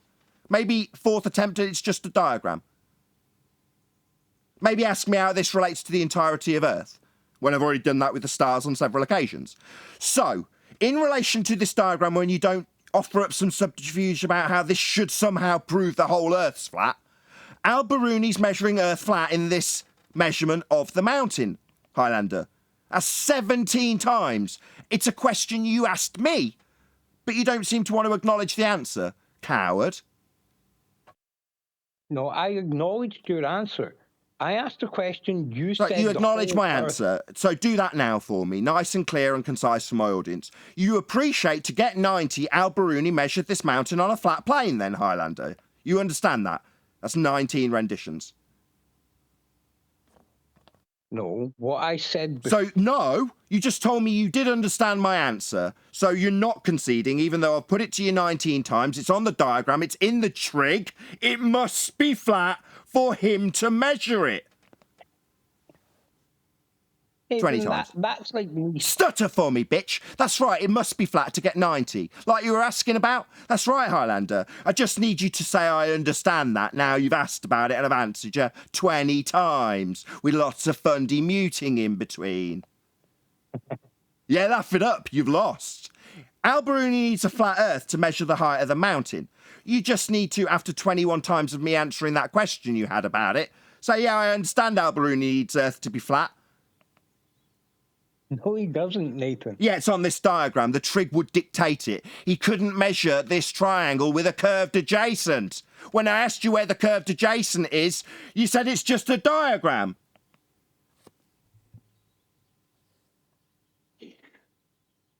Cat, got your tongue? No. Do you want to stutter your way around one of the rebuttals you've used already? You got an alternative to present? Where's the curved line under the mountain? There isn't one. It's flat, Highlander. It's 22 renditions. So you understand now Al-Biruni's got to have a flat earth underneath this mountain to get this triangle. He couldn't do it if it was curved, because he wouldn't have a flat baseline. Maybe interrupt the devastating fact that he couldn't do the measurement if it was curved. Or maybe laugh in the face of the fact he can't do this unless it's flat. It's got to be he can't make a triangle unless it's flat. Do you understand that part, geometrically illiterate globe believer?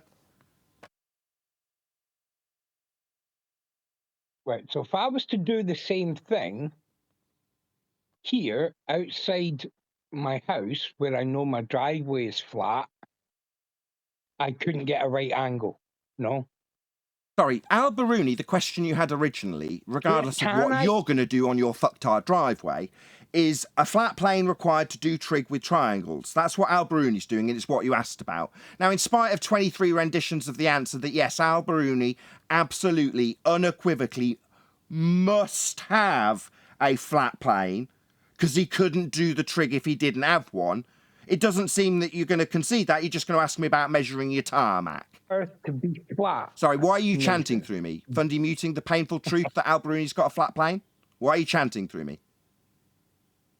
Because you don't want to hear the answer, Nathan. About you measuring your driveway? When Al-Biruni's got a measurement of a mountain that will derive R, a very fundamental premise of a sphere Earth. You think we should focus on your driveway, do you? No. Your original question was about something much more fundamental to Earth. That would be Al-Biruni's measurement of this height. Because when he gets that height, he's going to derive R from it with a tangent-based horizon. Now that, compared to your measurement of a driveway, is kind of insignificant, if you understand my meaning. Whereas you're asking about Al-Biruni and the flat plane he must have to get a 90-degree triangle to measure it with. You just haven't conceded it in spite of my 23 attempts to get you to recognise and understand that Al-Biruni must have a flat Earth to get this measurement. Do you understand that yet? No, or are you going to ask me about your tarmac now?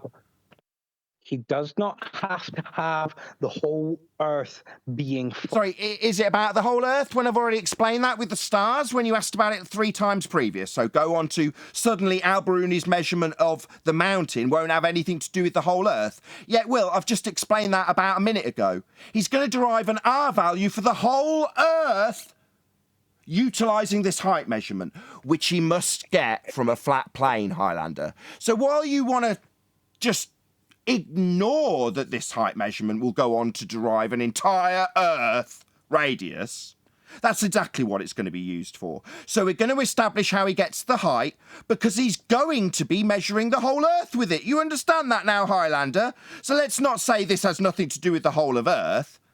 When the height of the mountain is done on a flat plane, to go up it to measure a geometric horizon. So, absolutely to do with the whole of Earth, Highlander. Didn't you understand what he was doing here? Yeah. What he's doing is measuring the height of the mountain so he can go up it and look at the horizon from it. But when he did that, he needed a flat plane to do it. I think that's 26 times.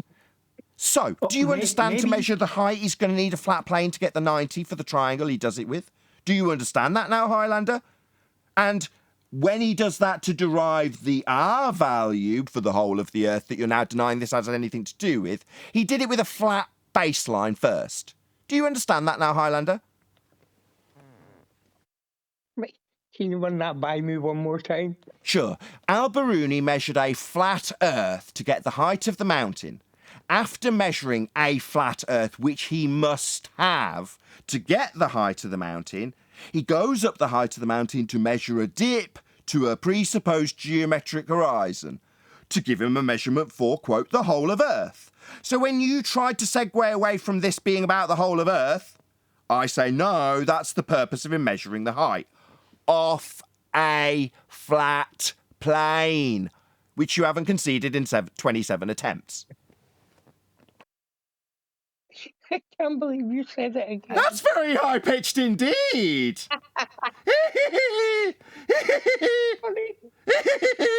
That's what you'll get. You'll go nuts. Yeah, 28 attempts of me pointing out that Al-Biruni's measuring a flat Earth to get this triangle, and all I get is a high-pitched cackle. Flat Earth, Nathan. He needs a flat Earth to measure the height. Measuring a flat Earth. Yeah, he is. It's on this diagram, the one that you were sent that you were moaning about not having, even though it's your question. The height measurement came off a flat Earth fact. Geometric certitude, he has to have a flat Earth. He couldn't have a triangle without one. If it had a curved adjacent, he wouldn't be doing this triangulation. This trig, my bad. Hello? You're dead, Highlander. He couldn't be doing the trig if he didn't have a flat plane, Highlander. It's 28 attempts. You hear that sound, Highlander? That is the sound of inevitability. You're a dumb fuck. Right, for a 29th time. 29th time. He couldn't measure this triangle to do the maths if it wasn't flat, Highlander. You're saying, no, he's not measuring it off flat Earth. Ipso facto, he must. He does not need the whole Earth to be flat. What a dumb fuck. Doesn't need the whole Earth to be flat, so he just needs the ground beneath the mountain to be flat to go up it to derive a geometric horizon. How far away do you think the horizon is from the top of the mountain? Does it cover the base surface area of the mountain? Because when he goes up it and measures a geometric horizon, it's only at 1.2 times the square root of that height. He got off a flat plane. So he's only going to be measuring the horizon. It's not like he's looking 50,000 miles away from the top of the mountain. But apparently, the circumferential radial value around the mountain, which he's using to get the height, is easily within the distance of the horizon that he's going to measure to then claim the entire Earth with radius value, Highlander. Meanwhile, now I've dealt with that objection, which will undoubtedly be parroted again in about 3 minutes' time, he's still got to measure a flat plane to get the height in the first place, something you haven't conceded in 29 attempts. I think he thinks it's locally flat. Is it locally flat? Nobody claims that the Earth is curved under the mountain, Arwen. Yeah, he does. He goes up it and then measures a horizon. Highlander, you're trying to say that he doesn't need the whole Earth to be flat to make this measurement. But why does he need this part where he's measuring to be flat? Yeah, it's in the exact same parameters of the horizon he measures when he goes up it. So within this local area that he's measuring the height from the ground and then measuring the horizon from the mountain. These are all in the same fucking area, you stupid twat. So, dipshit, how is it that he can be measuring a flat plane first, and after 30 attempts, you won't even concede that he's measuring it off a flat plane? I'd like to ask him a question, Nathan, if possible, considering he was originally looking to be asking me questions. Yeah, go ahead.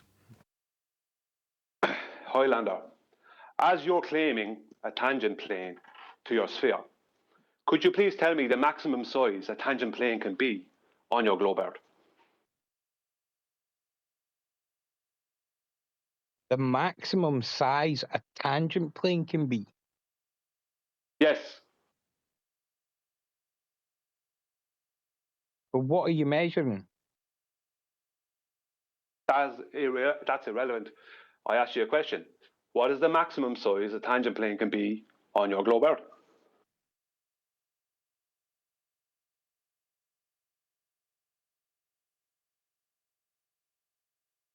What? Can I answer?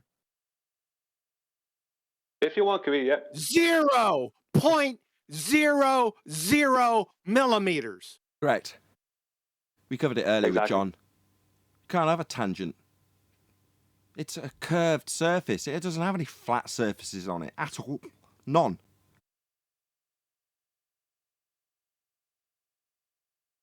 So if the Earth was a globe, it wouldn't have any flat surfaces whatsoever. Exactly. Exactly. Yeah, that's right. Does that None come as a shock whatsoever. to you? Yeah, strangely enough. Yeah, that's strangely one of the properties of a sphere, no flat surfaces. So, anyway, so now that we've established that there's no flat build houses then. So now that we've established there's no flat surfaces, yeah, we'll get back to Al-Biruni's measuring of a flat plane to get the height of the mountain then, shall we? There's no flat surfaces at all on a sphere. Okay. So given that that's the case, this line underneath the mountain would be curved if Earth was curved. And yet Al-Biruni's measuring it flat, Highlander. Can you explain why that is? Well, you said that there's no flat surfaces whatsoever on any spheres. Yes, that's correct. correct. Can you have him repeat what he said about the tangent plane, please?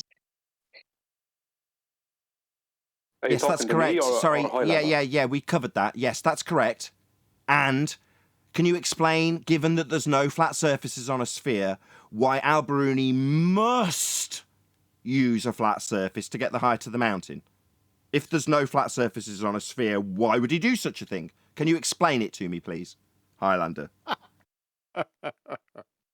Well, you're the one that says there's no flat surfaces on a sphere. Oh, so it's back to not just a fact in geometry. No.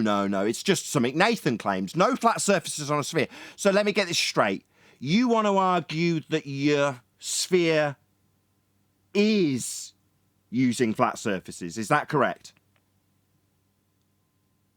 You want to argue how there is flat surfaces on your sphere? You fucking retard. Depends. You arguing Depends on your disco ball scale, Earth? Nathan.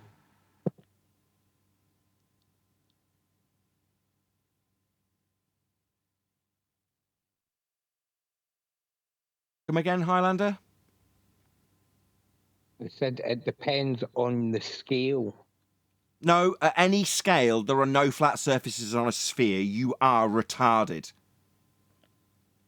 It depends on the scale whether it has flat surfaces on a sphere. Are you for real? Let me lay this out for you, Highlander. You are thick. At every scale, there are no flat surfaces on a sphere.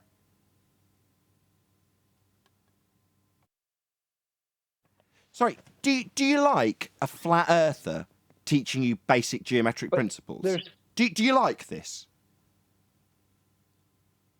Do you want to deny that there could be flat surfaces on a spherical surface? Do you want to tell me that, you stupid flat shit? areas on the planet, Nathan.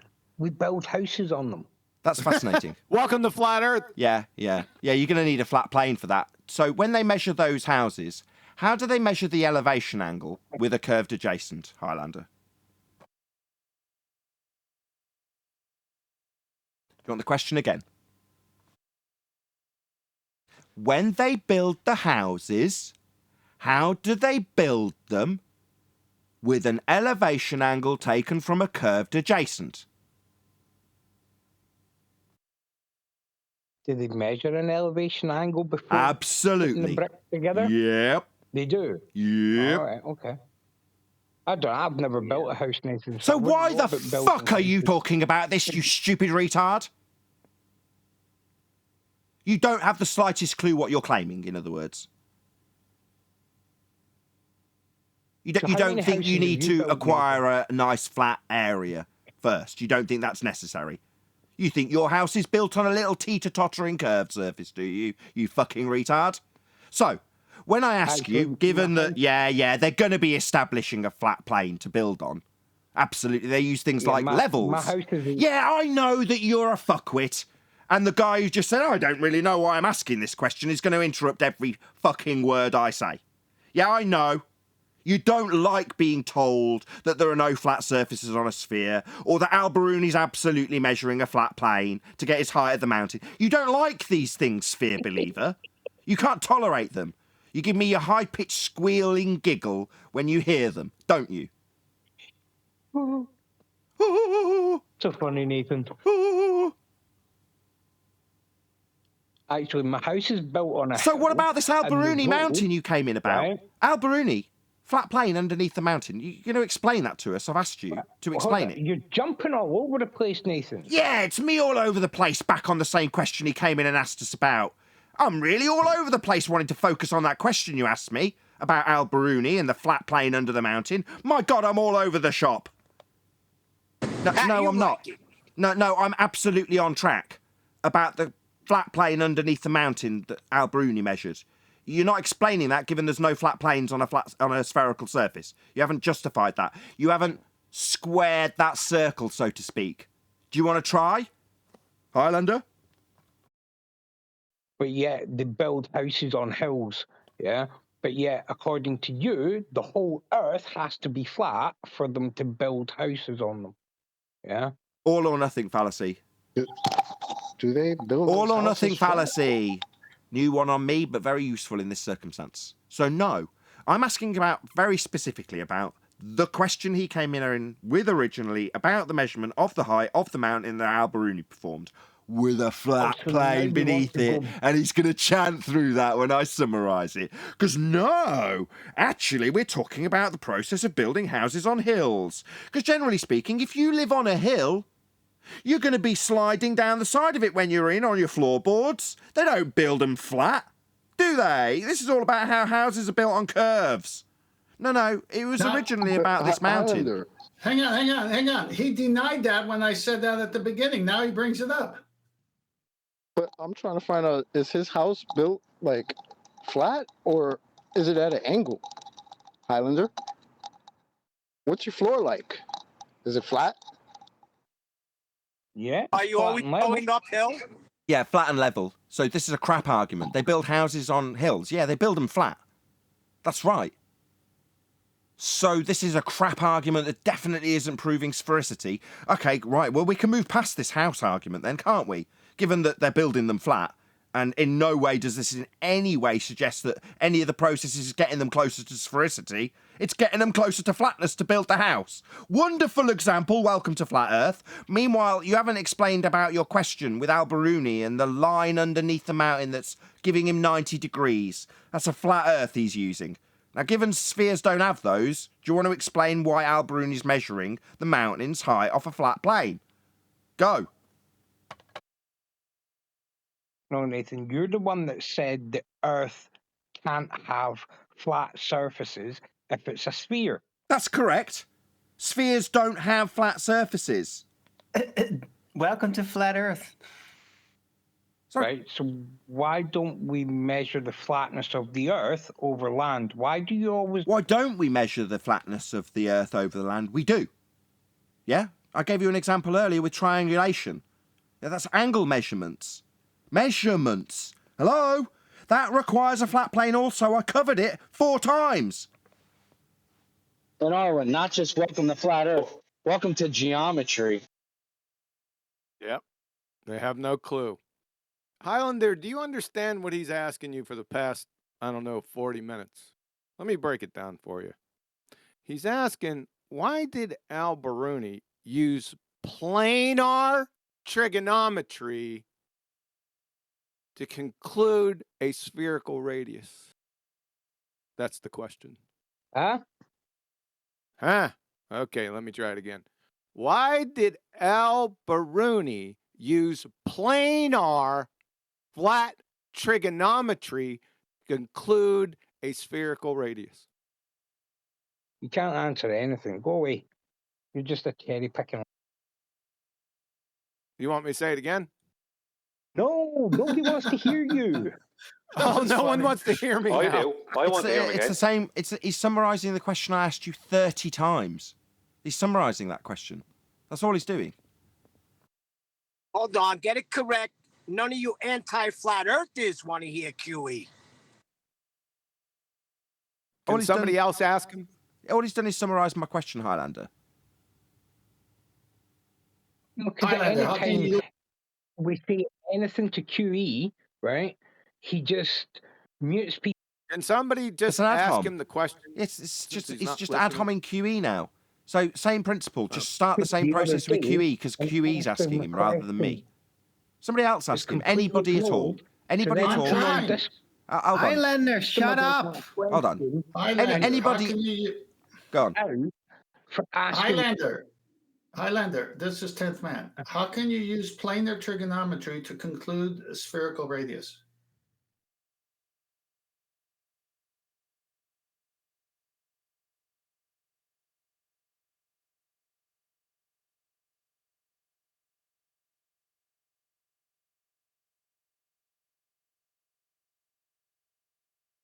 Very interesting answer.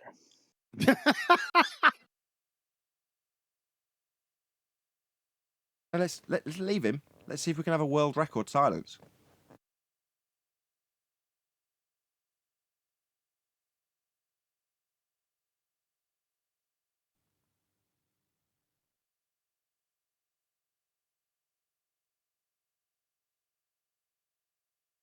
Okay. Someone else want to ask him? I want to ask him a question. The question I asked him already, and I want him to answer it this time. Highlander, how big can a tangent plane be on your sphere Earth? We already went over that. Thanks for dinner, boys. No. See you all Please later. leave him answer. We already Please went leave over him that. answer. No, please. We already went over. Please leave him answer. I've got kids to feed. See you later, guys. He's gone. I wanted him to answer that question. I wanted to hear what he had to say. Because he can't say, 2 meters, 200,000 meters. He can't say anything. He has to then throw out tangent planes. Because there's no maximum size. Why is it that we get a mixture of the delusional and the cocksure? I don't get it. I mean, they're thick. That Highlander guy is stupid. He's really, really stupid. Yep, stupid and stubborn. I like the disco ball Earth argument. It's cute. Yeah, because locally flat. That's immediately what I thought of when he was saying that. But see, this is what he's claiming. He's claiming locally flat, right? He's trying to claim Al-Biruni just used locally flat. Well, define locally. How big can a tangent plane be on your globe Earth? He can't answer that. That's where he went, well, it depends on what we're measuring, blah, blah, blah. It doesn't. He's trying to throw in a caveat. Nothing to do with it. How big can it be? Well, either. Well, at least it's as big as the at least he's not denying the fact that Al-Biruni does need a flat plane to measure a mountain. I mean, he just says, the whole Earth doesn't need to be flat. But No, he did deny that. No, he denied that. He said, well, that's what you're claiming. It's like it's on screen. Oh, well, I haven't got your screen. Well, here's the screenshot someone sent to him. No, he's not. He's not measuring it. He doesn't need it to be flat, he still declared. Yeah, he does.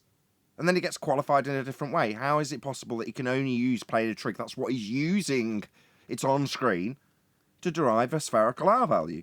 Total silence is the response. And then he buggers off with the excuse he's got to feed his kids. Can I just say 1 second? Go ahead. Go on, sorry, Neil. 1 second. If this doesn't prove why people like me charge to debate people like him, I don't know what will. Who would want to waste 2 hours of their time being brought around in circles by someone who's incapable of answering questions and incapable of dealing with reality? Right. The only skill they got is wasting our time. Yeah, Brian's point is, here, it's useful, because obviously we're in the majority on this particular platform, so we can spin this how it needs to be spun. But that's their defence. They say, all they're doing is cherry-picking and spin-doctoring. It's like, no, when they arrive here, we use them as a tool to demonstrate how they can't answer any of these questions. Al-Biruni measuring a flat plane to derive R, it's an outrage. It's a contradiction to the very premise that he's trying to set out when he gives you an R value at the end. That's a sphere Earth. No, he needs it to be flat. He couldn't give you that R unless it was flat. So to assume and imagine the Earth to be a sphere, you first got to measure it flat. That's the point. Well, none of these dicks will ever concede that, here or anywhere else. But anywhere else, you can offer up the subterfuge and have the audience agree with you in the moment. So it's never going to be the case on some foreign platform, if you want to call it that, neutral platform, that I'm going to get the opportunity to point out that on 30 separate occasions, he can't answer why Al-Biruni needs a flat Earth to measure the height, because that destroys the globe Earth. So what would happen on a neutral platform? I'd ask twice, told that I was being repetitive and belligerent, and shut down in an instant. Yeah. That's why you have to charge for that kind of thing. Because why should you have your time wasted with that rubbish? 2 hours of your life that you could be doing something far better would be wasted by being brought around the circle by jokers. I got a question for you guys. How can you measure the geometry of the sphere Earth if it's all locally flat? Because then it's not a sphere. And then how are you going to use those edges to determine a radius? Well, that's connected to my question, Arwen, and that's what it's all the same question. Like it's all being summarised by me in the question I'm asking, QE in asking about how you're going to do your planar trig. That's summarised beautifully by Brian, and then I would just put it in a slightly dumbed down vernacular. It's all the same question. I would like as many flat earthers as possible to ask as many of our opposition that question. What is the maximum size that a tangent plane can be on their globe Earth? Will anyone answer? And if they do, every answer is stupid, unless it's we can't have a tangent plane. That's the only answer that's honest and real. That's right. If you want to measure the horizon geometrically as a sphere edge, then it's going to have to be all spherical. None of it can be flat. Because as soon as some part is flat, even locally flat, that means you can no longer derive spherical geometry from the horizon. Because if, presupposing it would be edged, how are you going to determine a radius from that? Doesn't make any sense. They don't even understand the question. Stupid. Any last remarks? Clearly not. With that, I'm going to say a huge, massive, enormous thank you to both Discord and G Plus panels for making today's after show possible. And of course, a massive thank you to all of you in either Nathan Oakley 1980 or Nathan Oakley Programming Streams for hopefully smashing the super chat, liking, commenting, sharing, subscribing, joining as a Nathan Oakley 1980 channel member, smashing the PayPal link and all that good stuff. I've been Nathan Oakley and I will see you all in the next video.